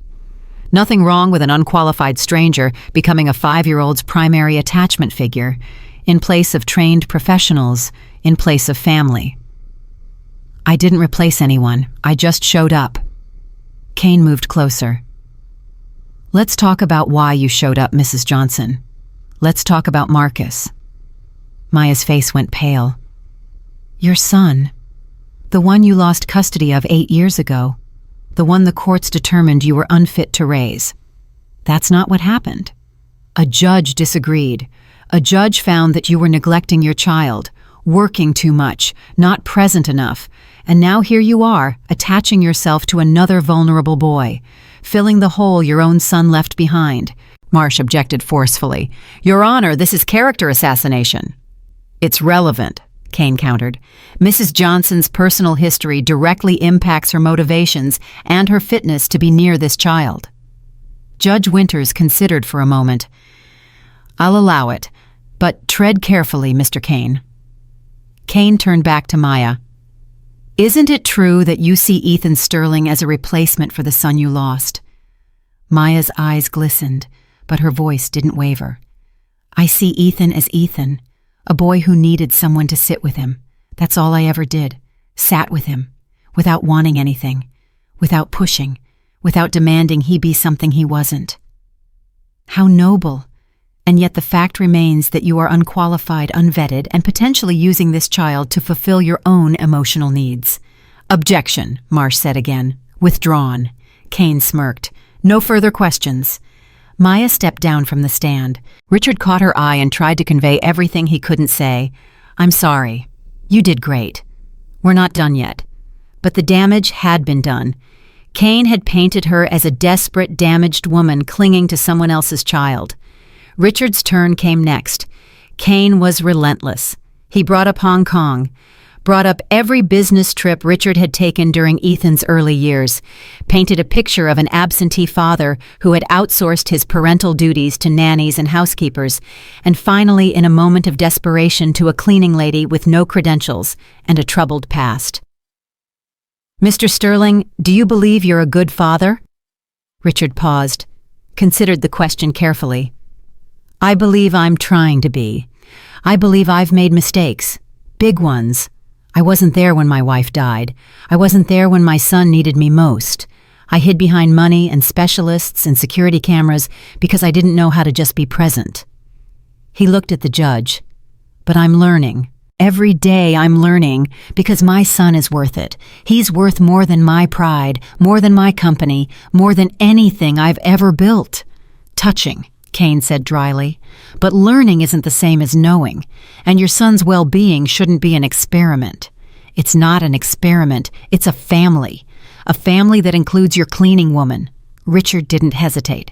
"Yes, it does," the courtroom murmured. Kane finished his questioning with barely concealed satisfaction. He had done his job. He had made Richard look like a fool and Maya look like a threat. Now it was Marsh's turn. But before he could call his first rebuttal witness, Judge Winters raised her hand. "I'd like to speak with the child," she announced. The courtroom went silent. "Your Honor," Kane protested, "the child is only 5. He's nonverbal. What could he possibly contribute? He's speaking now according to multiple reports, and this entire hearing is about his welfare. I'd like to hear from him directly." Judge Winters looked at Richard. "Mr. Sterling, is your son present?" Richard nodded. "He's in the waiting room, with a court liaison." "Bring him in." Ethan entered the courtroom holding the liaison's hand. He looked impossibly small against the vast space, his eyes darting nervously across the rows of strangers. When he saw Richard, he relaxed slightly. When he saw Maya, his whole body eased. Judge Winters smiled gently. "Hello, Ethan. My name is Judge Winters. Can you come sit up here with me?" Ethan looked at Richard. Richard nodded. Slowly, carefully, Ethan walked to the front of the courtroom and climbed into the chair beside the judge's bench. "Ethan, I'm not going to ask you hard questions, Judge Winters said. I just want to know one thing. Can you tell me who makes you feel safe? Ethan stared at her. Then he looked at his father, then at his grandparents, then at the rows of lawyers and strangers. Finally, his gaze settled on Maya. Without a word, Ethan climbed down from the chair. He walked across the courtroom past his father, past the Crawfords, past every expert and attorney who claimed to know what was best for him. He stopped in front of Maya, and he reached for her hand. Bubbles, he whispered. One word, so small, so simple, so devastating. The courtroom was absolutely silent. Judge Winters leaned forward. I'm sorry, Ethan. I didn't hear that. Can you say it again? Ethan turned slightly. He looked at the judge with those dark, serious eyes. Bubbles, he said louder this time. Maya, safe. 3 words that changed everything. Judge Winters sat back in her chair. Her face was unreadable, but something shifted in her eyes. Thank you, Ethan. You can go back to your father now. Ethan walked to Richard and climbed into his lap. Richard held him tight, tears streaming down his face, not caring who saw. Judge Winters looked at her notes for a long moment. Then she looked at the Crawfords, at Kane, at Marsh, at the entire room full of people who had spent weeks arguing about what was best for this child. I've heard testimony from experts, she said. I've reviewed documentation from both sides. I've listened to allegations and defenses and everything in between. She paused. But the most important testimony I heard today came from a 5-year-old boy who walked across this courtroom and chose his safety with a single word. She turned to the Crawfords. Mr. and Mrs. Crawford, I understand your grief. I understand your love for your grandson. But love does not always know what's best, and credentials do not always equal care. She turned to Richard. Mr. Sterling, you have made mistakes, significant ones, but you have also demonstrated a willingness to change, to learn to put your son's needs above your own pride. That matters. Finally, she looked at Maya, who was still standing where Ethan had left her. Mrs. Johnson, you are not a therapist. You are not an expert. You are by all official measures unqualified to be in this child's life. Judge Winters paused. But that child just told me in his own way that you are exactly who he needs, and sometimes that's the only qualification that matters. She straightened her papers. The petition for emergency custody is denied. Full custody remains with the father, Richard Sterling. Visitation rights for the grandparents will continue as previously established. She looked at Kane. And Mr. Kane, I expect you to advise your clients against further frivolous actions. This court does not take kindly to weaponizing children's trauma for personal vendettas. She struck her gavel. This hearing is adjourned. The courtroom erupted. Reporters shouted questions. The Crawfords sat in stunned silence. Kane began gathering his papers with barely concealed fury, but Richard didn't hear any of it. He was holding his son, who was holding Maya's hand, and together they walked out of that courtroom as something they had never been before. A family, not perfect, not traditional, not what anyone expected, but real. And that was more than enough. 10 weeks after the breakthrough, 3 days after the hearing. The Sterling estate felt different now, not the walls or the furniture or the manicured grounds. Those remained unchanged, but something in the air had shifted like a house that had been holding its breath, finally learning to exhale. Richard woke that morning to a sound he hadn't heard in over a year. Laughter. He followed it down the hallway past the rooms that used to feel like tombs until he reached the garden room. Ethan was lying on the floor giggling uncontrollably as Maya blew bubbles directly over his face. They popped against his nose, his cheeks, his forehead, and each tiny explosion sent him into fresh waves of joy. Richard leaned against the doorframe and watched. This, he thought. This is what I almost lost. Maya noticed him and smiled. Morning. Morning. Richard walked over and sat down on the floor beside them. It didn't feel awkward anymore. Room for one more. Ethan sat up immediately. Daddy Bubbles. Daddy Bubbles, Richard confirmed. Maya handed him the wand. He dipped it, blew too hard, and the bubble popped before it even formed. Ethan laughed. No, Daddy. Soft. Soft. Right. Richard tried again, gentler this time. A bubble emerged, wobbly, but intact. Ethan clapped. Good. Richard felt his heart crack open in the best possible way. For the next hour, they lay on the floor together, three people who had found each other through grief and soap water and the simple act of showing up. When Ethan finally dozed off between them, Maya spoke quietly. What happens now? Richard considered the question. I don't know.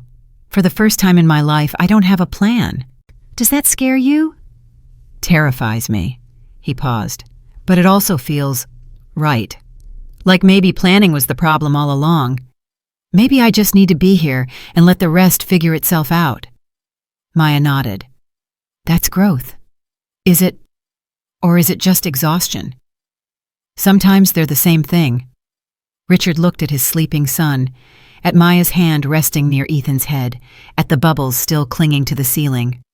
I meant what I said, he told her, about finding Marcus, about being family. I know. I want to start looking as soon as you're ready. Maya's eyes glistened. I've been ready for 8 years. Then we start today. 11 weeks after the breakthrough, the private investigator Richard hired was named Samuel Cross, a former FBI agent with a reputation for finding people who didn't want to be found. He arrived at the estate on a Tuesday afternoon, a thick folder under his arm. I found him, Cross said without preamble. Maya's hands flew to her mouth. Where? Richard asked. Cross spread photographs across the table.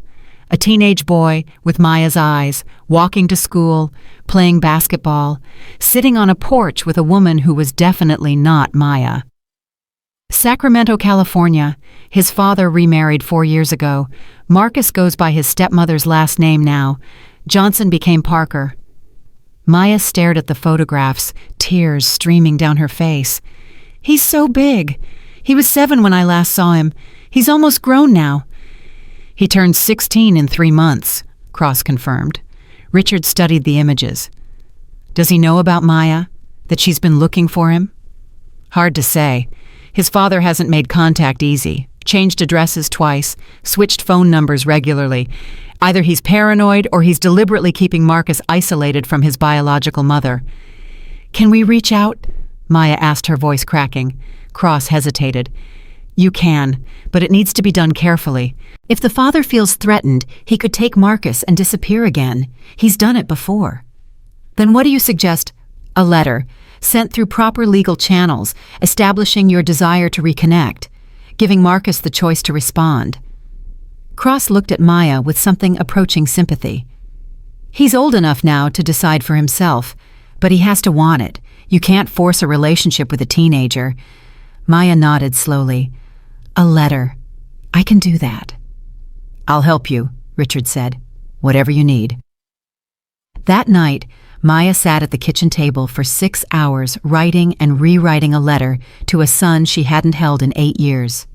Richard brought her coffee, then tea, then water.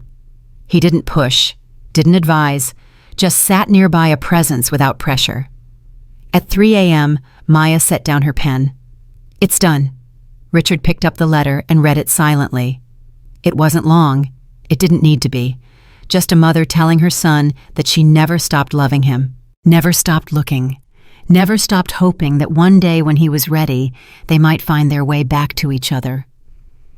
It's perfect, Richard said. Maya sealed the envelope with trembling hands. The letter was sent the next morning. Then they waited. 12 weeks after the breakthrough. Ethan's vocabulary had exploded to over 100 words. He was stringing together short sentences now expressing needs and wants and occasionally complex emotions that stunned everyone who heard them. I miss Mommy, he said one evening out of nowhere. Richard froze at the doorway. Maya, who was sitting with Ethan on the floor, met his eyes briefly before turning back to the boy. Tell me about Mommy, she said gently. She smelled like flowers. She read books with funny voices. She let me stay up late sometimes. Ethan's voice was matter-of-fact, but his eyes were wet. Then she fell down, and she didn't get up. Richard's throat closed. He wanted to run, wanted to hide, wanted to do anything except stand there and hear his son describe the worst moment of both their lives. But he didn't run. He walked over and sat down beside them. "I miss her too," Richard said, his voice rough. Ethan looked at him. "You do. Every day. Every single day." "Why didn't you come home?" The question hit Richard like a physical blow. He had known it was coming, had dreaded it for 16 months, and now here it was asked with the simple directness only a child could manage. "I made a mistake," Richard said. "The biggest mistake of my life. I was far away doing something that seemed important, and I didn't know Mommy was going to get sick. By the time I found out, it was too late." "Were you sad?" "I was destroyed, and then I was scared. Scared that I would lose you too. Scared that I didn't know how to be your daddy without Mommy to help me." Richard's voice broke. "So I hid. I hired people to take care of you because I was too afraid to do it myself. And that was wrong. I should have been with you. I should have held you. I should have let us be sad together." Ethan considered this for a long moment. Then he climbed into Richard's lap and put his small arms around his father's neck. "It's okay, Daddy. Maya says we all make mistakes. The important part is trying again." Richard looked at Maya over his son's head. She was crying silently, wiping tears with the back of her hand. "Maya's right," Richard managed. "She's very smart." "I know," Ethan said. "That's why she's my Maya." My Maya. 2 words that meant everything and nothing and absolutely everything all at once. 13 weeks after the breakthrough. The response came on a Thursday. Maya was in the garden room with Ethan when Margaret found her an envelope in her hand. "This arrived," Margaret said, "from California." Maya's face went white. She took the envelope like it might explode. "Do you want me to stay?" Margaret asked, her voice uncharacteristically gentle. Maya shook her head. "No, I need to do this alone." Margaret nodded and left. Maya stared at the envelope. Her son's handwriting. Marcus. She would recognize it anywhere, even though the letters were larger now, more confident. She opened it with shaking hands. "Dear Mom, I didn't know you were looking for me. Dad never said anything. I thought you just left. I thought you didn't want me anymore. I'm really confused right now. I have a lot of questions, but I don't know if I'm ready to see you or talk to you. I just need time to figure out what I'm feeling. I'm glad you wrote. I'm glad you didn't forget me. That's all I can say right now." Marcus Maya read the letter 17 times. He hadn't rejected her. He hadn't ignored her. He was confused and hurt and unsure, but he was reaching back. In his own way, at his own pace, he was reaching back. She found Richard in his office. He wrote back. Richard stood immediately. What did he say? Maya handed him the letter.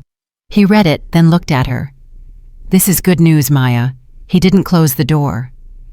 "I know, but he's been told I abandoned him, that I didn't want him. His father poisoned him against me for 8 years. Maya's voice cracked. "How do I undo that? How do I make him understand? One letter at a time, one conversation at a time, just like you did with Ethan." Richard took her hand. "You didn't give up on my son. Don't give up on yours." Maya nodded, wiping her eyes. "I won't. I can't." Then we keep going, together. 14 weeks after the breakthrough. Richard made a decision that surprised everyone, including himself. He called Catherine. "I want to do something," he said. "Something meaningful. Something that honors Claire." "What kind of something?" "The east wing of the estate. It's been empty for years. 12,000 square feet of nothing."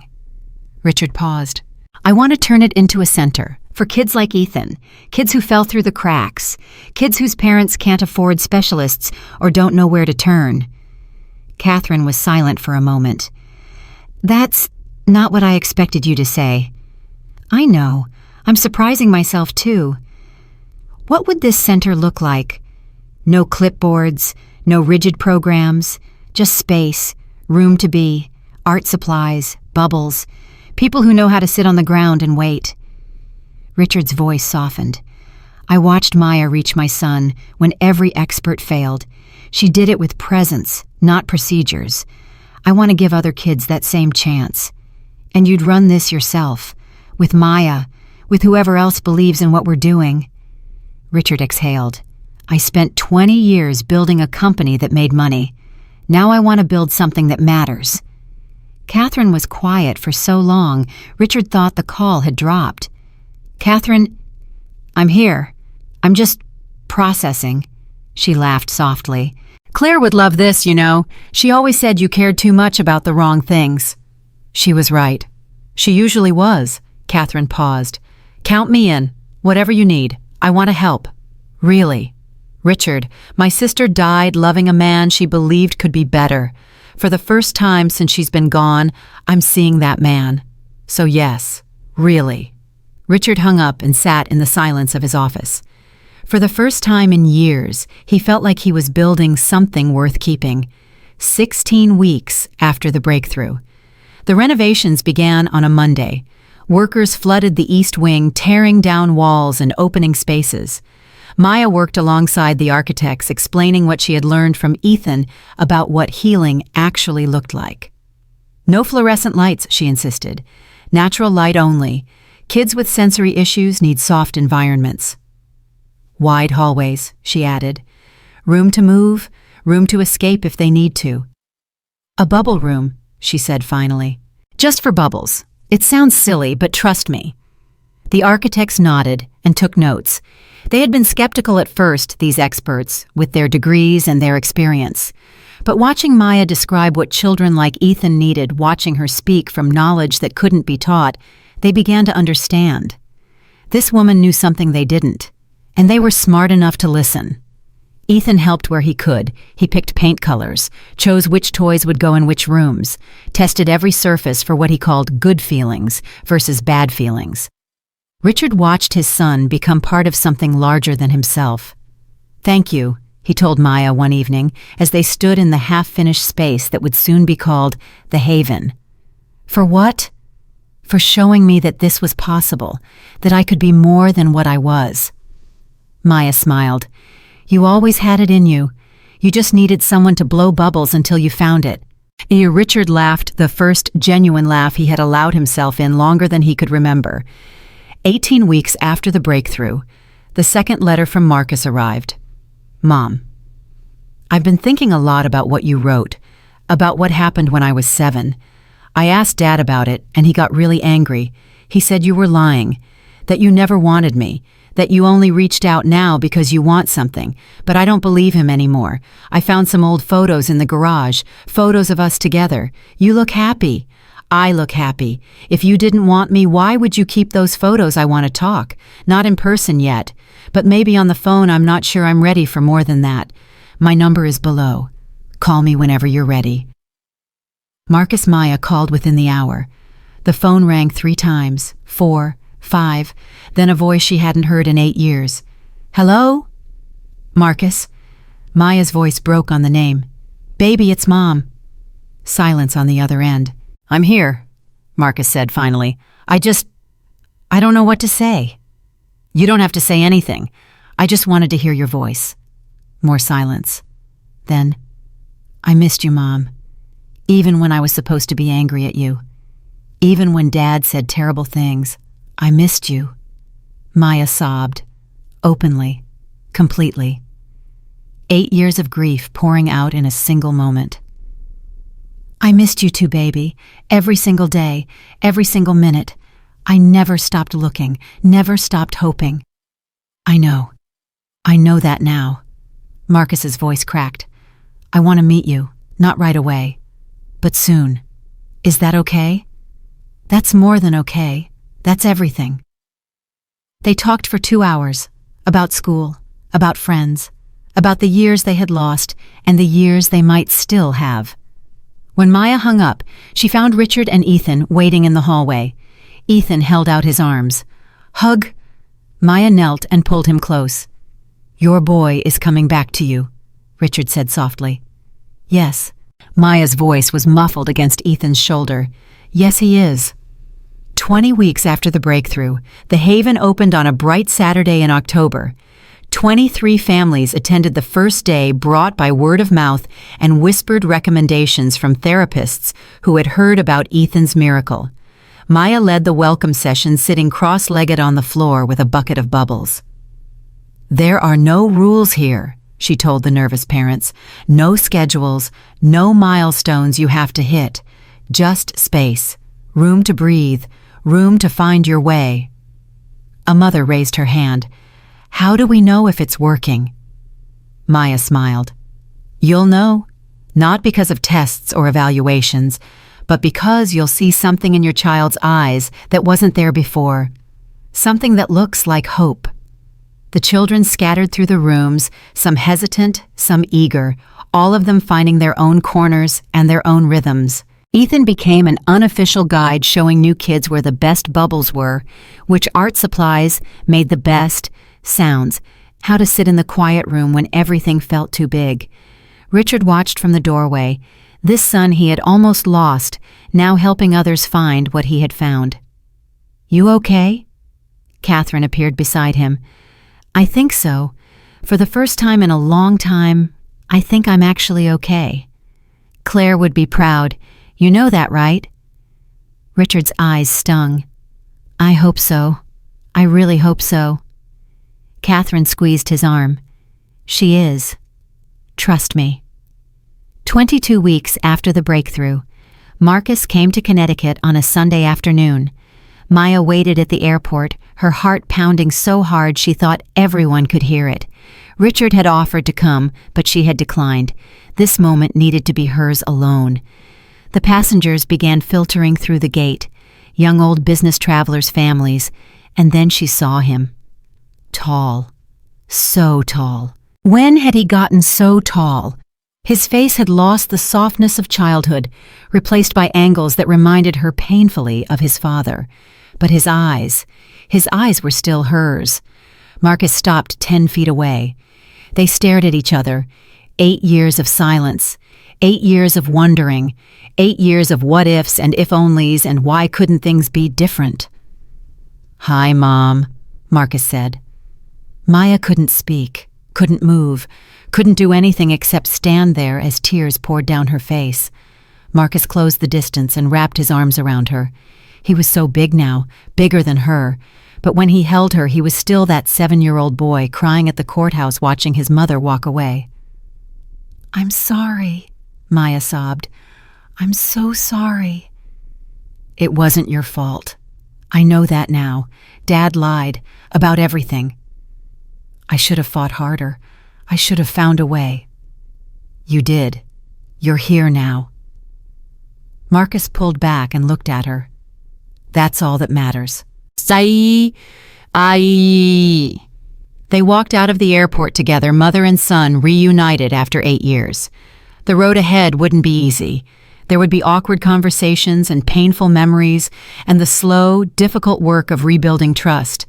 But they were together, finally, against all odds. And sometimes that's enough. Sometimes that's everything. 24 weeks after the breakthrough, Ethan asked the question on a Tuesday evening out of nowhere, the way children do. "Maya, are you my new mommy?" The room went still. Richard froze with his fork halfway to his mouth. Maya's hand trembled slightly on her glass. Ethan looked between them, waiting. Maya set down her glass and turned to face him fully. "I could never replace your mommy," she said carefully. "She loved you more than anything in the world, and that love doesn't go away just because she's not here." Ethan considered this. "But you love me too." "I do, very much." "And you're not going away, never." Ethan nodded, satisfied with this logic. "Then you're my Maya mommy. Different from regular mommy, but still mine." Maya's eyes filled with tears. She looked at Richard, uncertain. He reached over and took her hand. "Maya mommy it is," he said. Ethan grinned and returned to his dinner as if he hadn't just redefined an entire family with a handful of words. Later that night, after Ethan was asleep, Richard found Maya on the back porch. "You okay?" he asked. "I don't know." Maya stared at the stars. I spent so long thinking I would never have this again. A child who called me theirs. A place where I belonged. She turned to Richard. It feels like a dream. Like I'm going to wake up and be back in that tiny apartment, scrubbing floors for people who didn't know my name. Richard stood beside her. It's not a dream. It's real. All of it. How do you know? Because I feel the same way. Like I don't deserve this. Like any moment it's going to be taken away. He paused. But here's what I've learned. Sometimes life gives you things you didn't earn, things you can't explain, and the only choice is to accept them, to stop waiting for the other shoe to drop and just live. Maya looked at him for a long moment. When did you get so wise? I had a good teacher, woman with a mop and a bucket of soap water. Maya laughed, the first full laugh she had allowed herself in weeks. They stood together in the darkness, two people who had lost everything and found each other on the other side. Not a fairy tale, not a perfect ending, just the beginning of something real. 26 weeks after the breakthrough. Marcus moved into the Sterling estate on the first day of December. It wasn't planned. It happened the way most important things happen, suddenly and without warning. He called Maya at midnight, his voice shaking. Dad found out I've been talking to you. He's furious. He said if I want to have a relationship with you, I can't live under his roof anymore. Maya's heart stopped. Where are you? Bus station. I bought a ticket before he could cancel my credit card. I'm coming to Connecticut. Maya looked at Richard, who had woken at the sound of the phone. He was already nodding before she could ask. Come, Maya said. Come home. 11 hours later, she stood at the bus station with Richard and Ethan watching passengers file off a Greyhound from Sacramento. Marcus emerged last, a duffel bag over his shoulder, his face tight with exhaustion and fear, and something that might have been hope. Ethan broke free from Richard's hand and ran toward him. You're Marcus Maya's boy. Marcus looked down at the small child attaching himself to his leg. And you must be Ethan. I'm your brother now, Ethan announced. Maya, Mommy said so. Marcus looked at Maya, eyes glistening. Maya, Mommy. It's a long story, Maya said. I'll explain everything.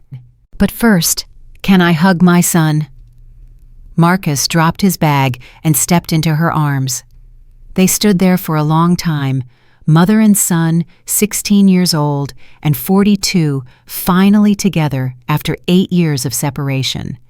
Richard watched with Ethan in his arms, this family that had formed from broken pieces and soap bubbles and the stubborn refusal to give up on love. Welcome home, Richard said when the hug finally ended. Marcus looked at him uncertain. Thank you for letting me come, for everything you've done for my mom. She's done far more for me, for us. Richard extended his hand. Whatever you need for as long as you need it. You're family now.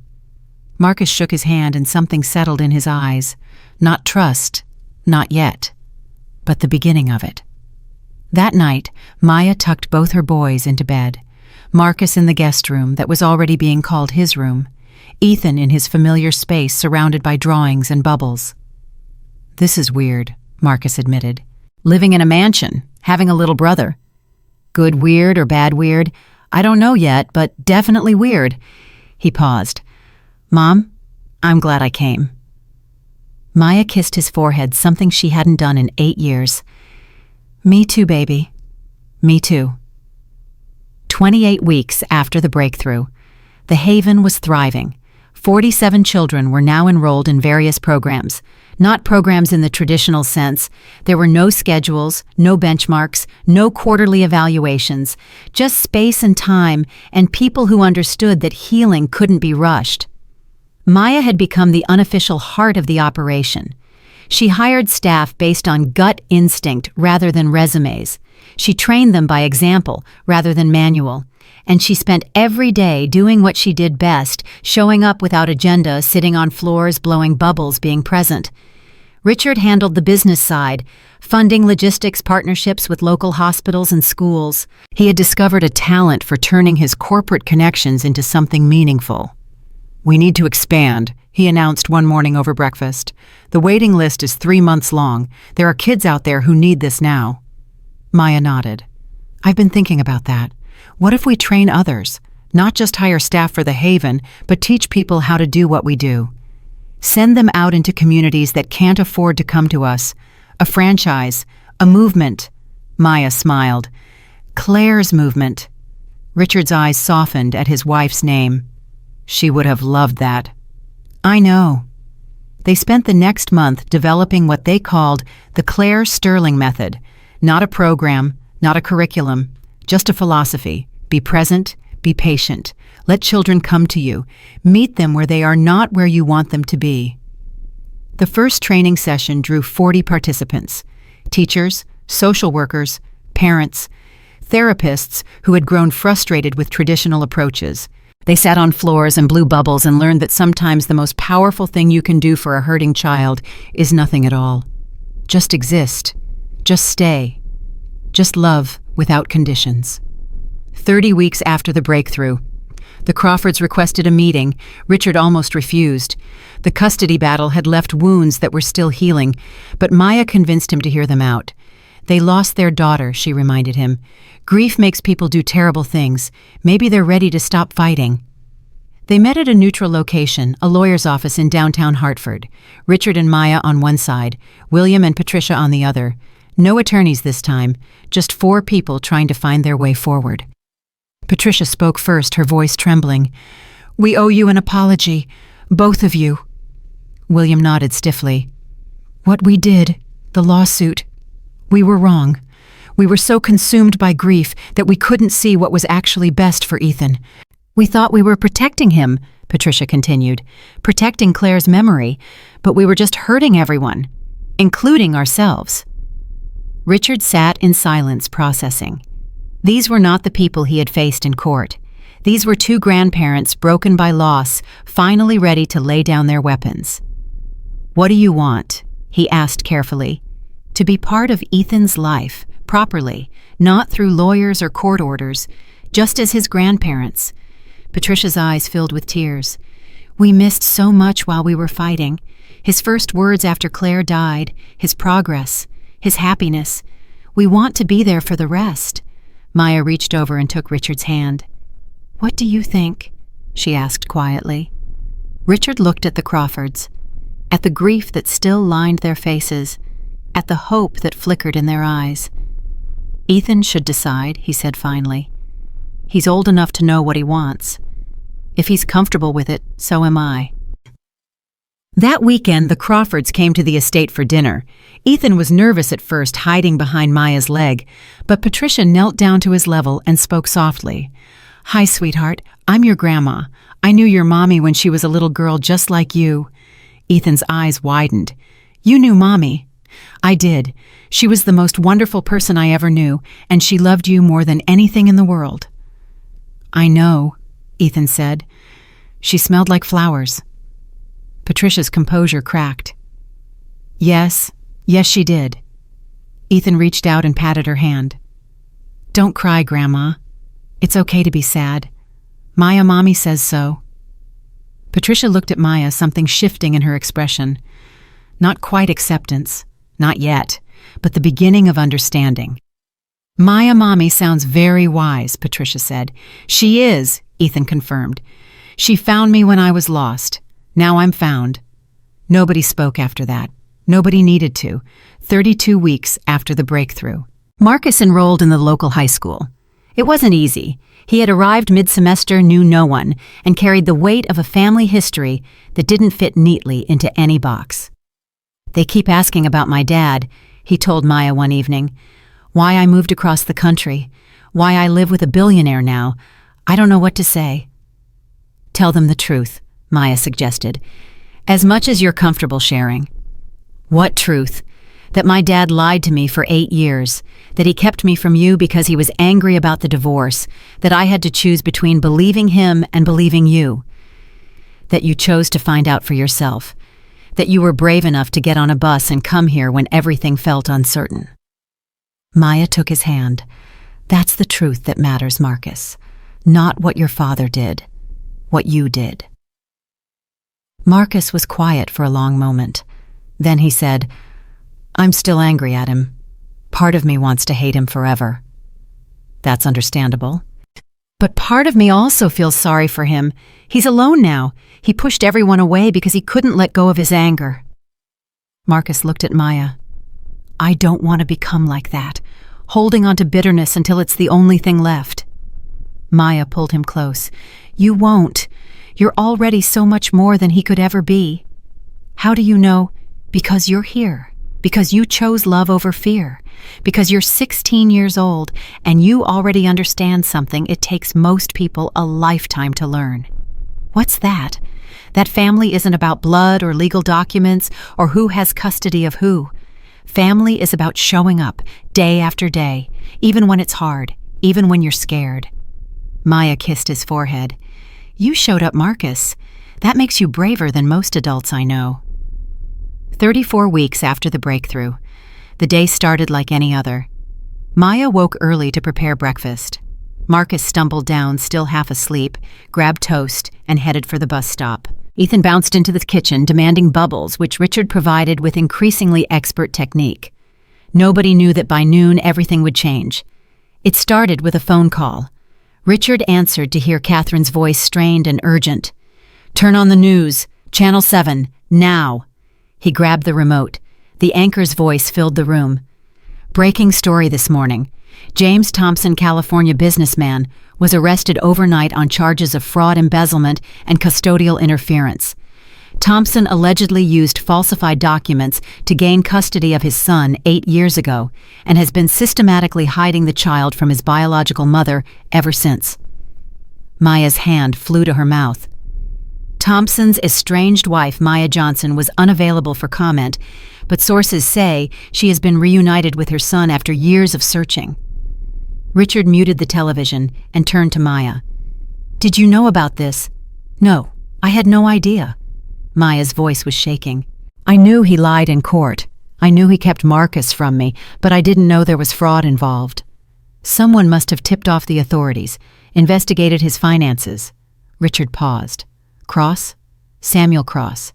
He found more than just Marcus's location, didn't he? Maya stared at him. You asked him to dig deeper. I asked him to find everything. I didn't know what he'd find, but I wanted to make sure Thompson could never hurt you again. Richard's jaw tightened. I should have told you. I'm sorry. Maya was quiet for a long moment. Then she said, You protected me. Again. I tried. No, you did. She took his hand. I'm not angry, Richard. I'm grateful. For the first time in 8 years, James can't touch me or my son. Because of you. The phone rang again. This time it was Marcus. Mom, I just heard. About Dad. Everyone at school is talking about it. Are you okay? I don't know. I think so. I feel relieved, actually. Is that wrong? No, baby. It's not wrong. He lied. About everything. The court, the custody you. All of it was based on lies. Marcus's voice cracked. I spent 8 years believing I wasn't wanted. 8 years thinking my own mother abandoned me. And it was all because of him. That's over now. He can't hurt either of us anymore. I know. Marcus paused. Can I come home? I don't want to be at school right now. Richard's already on his way to pick you up. And he was. Before Maya could even ask, Richard had grabbed his keys and headed for the door. Because that's what family did. They showed up. 36 weeks after the breakthrough. The media circus lasted 2 weeks. Reporters camped outside the estate. Interview requests piled up. Everyone wanted the exclusive story of the billionaire, the cleaning lady, and the miraculous healing of a silent boy. Richard refused them all. Our story isn't for sale, he told the one journalist who managed to reach him by phone. It's not entertainment. It's not a headline. It's just life. Messy, complicated, beautiful life. Maya was more direct. You want a story. Tell one about the thousands of children who need help and can't get it. Tell one about the parents who are fighting systems designed to tear families apart. Tell one that matters. Not about us. Eventually, the reporters moved on to other scandals, other dramas, other glimpses into lives that weren't theirs. The Sterling household returned to its new normal. breakfast around the big table, bubbles in the garden room, the haven filling with children who needed space to heal, Marcus adjusting to his new school-making friends, discovering that he was more than his father's lies. Ethan growing stronger every day, his vocabulary expanding, his personality emerging like a flower finally given enough light. And at the center of it all, three people who had found each other against impossible odds. Richard, who had learned that control was not the same as love. Maya, who had learned that second chances were possible even when hope seemed dead. Ethan, who had learned that silence was its own language, but words could be healing too. 38 weeks after the breakthrough, Richard proposed on a Tuesday evening. There was no elaborate setup, no hired musicians or skywriting or flash mobs, just the four of them in the garden room, surrounded by bubbles and chalk circles and the accumulated evidence of a year spent learning how to be a family. He didn't get down on one knee. His knees weren't great anymore, a fact Ethan loved to tease him about. Instead, he simply took Maya's hand and said, "I don't have a ring. I thought about buying something ridiculous, something that proved how much I could spend, but that's not us. That was never us." Maya's breath caught. "I don't know what we are," Richard continued. "Not traditional, not normal, definitely not what either of us expected. But I know that I can't imagine my life without you in it, without your strength, your patience, your stubborn refusal to give up on people who had given up on themselves." Ethan bounced excitedly. "Say yes, Maya, Mommy, say yes." Marcus was grinning. "Yeah, Mom. Don't leave him hanging." Maya laughed through tears. "I don't even know what you're asking." "I'm asking you to stay. Forever. Not as an employee, not as a caretaker, as my partner, my wife if you'll have me." Richard's voice cracked. "I know I don't deserve you. I know I came to you broken and proud and terrible at sitting on floors. But you fixed me anyway. You fixed all of us, and I want to spend the rest of my life trying to be worthy of that." Maya looked at the faces around her, Ethan bouncing with barely contained excitement, Marcus' eyes wet but smiling, Richard vulnerable and hopeful and more open than she had ever seen him. "Yes," she said.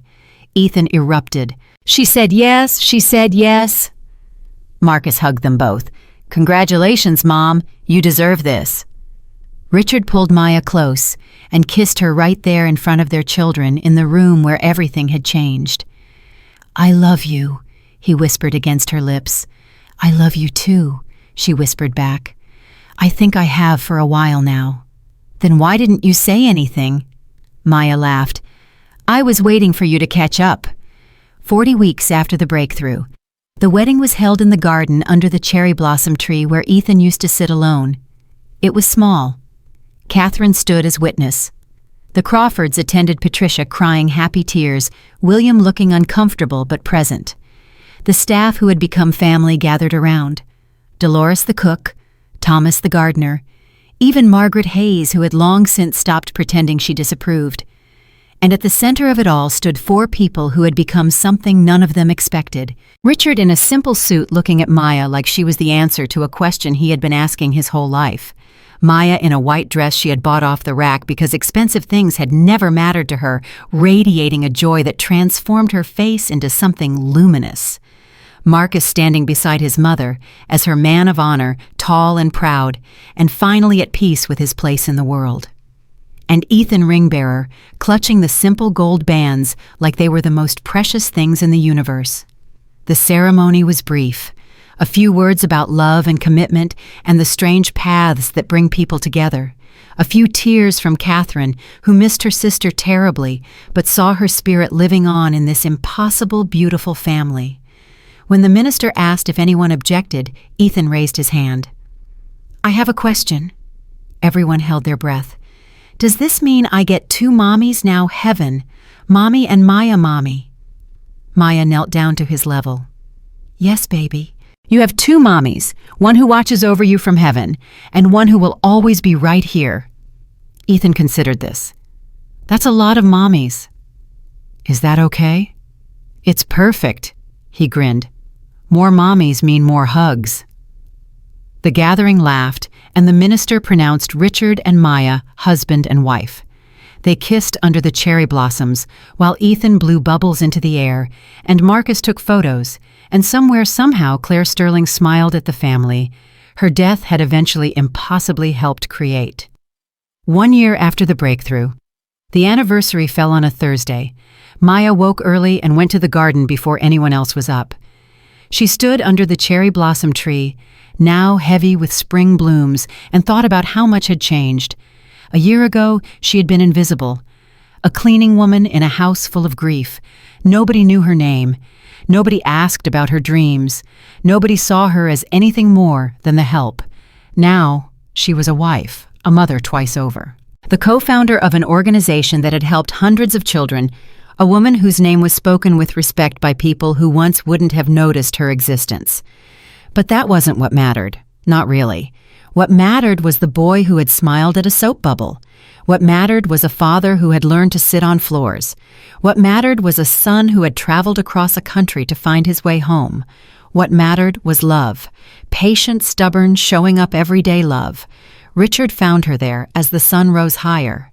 You okay? Better than okay? Just thinking. About what? About how one bubble changed everything. How something so small, so insignificant, could lead to all of this. Richard stood beside her. It wasn't the bubble. It was you. The bubble was just the bridge. Maya leaned into him. Maybe. Or maybe it was all of us. Finding each other at exactly the right moment. Being broken in exactly the right ways. That sounds like fate. Or grace. I never know the difference. They stood together in silence as the morning light grew stronger. Behind them, the house began to stir. Ethan's voice drifted through an open window calling for breakfast. Marcus groaned dramatically about being woken too early. The sounds of family imperfect and loud and utterly ordinary. I never thought I'd have this, Richard said quietly. Neither did I. Do you ever wonder what would have happened if you hadn't blown that bubble, if you had just kept scrubbing and never looked up? Maya was quiet for a moment. Then she said, I try not to think about that. Some paths aren't worth imagining. Richard nodded. You're right. This is the only path that matters, the one we're on. Ethan burst through the back door, running toward them at full speed. Daddy, Maya. Mommy, guess what day it is? Richard scooped him up. What day is it, buddy? Bubble anniversary, 1 whole year since you found me. Maya laughed. You remembered. Of course I remembered. It's the most important day ever. Ethan squirmed down and grabbed both their hands. Come on, we have to celebrate. Marcus is making pancakes, and he says I can put extra chocolate chips if I don't tell you. Too late, Richard said. We already know. That's okay, extra chocolate chips anyway. Ethan pulled them toward the house. Hurry up, family breakfast. No one starts without everyone. Family breakfast. No one starts without everyone. The words echoed in Maya's heart as she let her son lead her home. This was what she had been searching for her entire life. Not wealth, not status, not the approval of people who had never valued her. Just this. Family gathered around a table, pancakes with extra chocolate chips, a husband who had learned how to love, sons who had learned how to trust, a house full of noise and chaos and the kind of beautiful mess that comes from people choosing each other day after day, no matter what. They sat together that morning, the 4 of them talking over each other, stealing food from each other's plates, laughing at jokes that weren't really funny but somehow were anyway. When the meal was finished and the dishes were cleared, Ethan insisted on one final tradition. They gathered in the garden room, the place where everything had started. Maya filled the bucket with soap water. She handed wands to Richard, to Marcus, to Ethan. Ready? She asked. Ready, they answered in unison. Together they blew. Bubbles rose into the air, dozens of them catching light, spinning slowly, drifting toward the ceiling like prayers. Ethan pointed at the biggest one. That one's for Heaven, Mommy. And that one's for us, Marcus added. For all of us. They watched the bubbles float and float, and pop, each one a reminder that the most beautiful things in life are often the most fragile. But fragile doesn't mean weak. Fragile means precious, worth protecting, worth fighting for. Maya looked at her family, this impossible collection of people who had found each other through grief and soap water and the simple act of showing up. Richard caught her eye and smiled. Ethan giggled and blew more bubbles. Marcus wrapped an arm around his mother's shoulder. And in that moment, Maya understood something she had been trying to articulate for an entire year. Love isn't about credentials or qualifications or doing things the right way. Love is about presence, about patience, about being willing to sit on the ground with someone who is hurting and not trying to fix them, just being there until they're ready to heal themselves. She had walked into this house invisible, just another pair of hands hired to scrub floors. She was leaving as a mother, a wife, a founder, a healer, not because she had earned it, not because she deserved it, but because she had shown up every single day, no matter what she had shown up. And sometimes that's all it takes. One bubble, one smile, one word whispered by a child who had been silent for far too long. Sky. Gone. Sad. Stay. Bubbles. Home. The bubble floated higher, catching the light spinning slowly in the air, and then, like all bubbles do, it popped. But the love it represented remained. Forever. Because that's what real families do. They stay.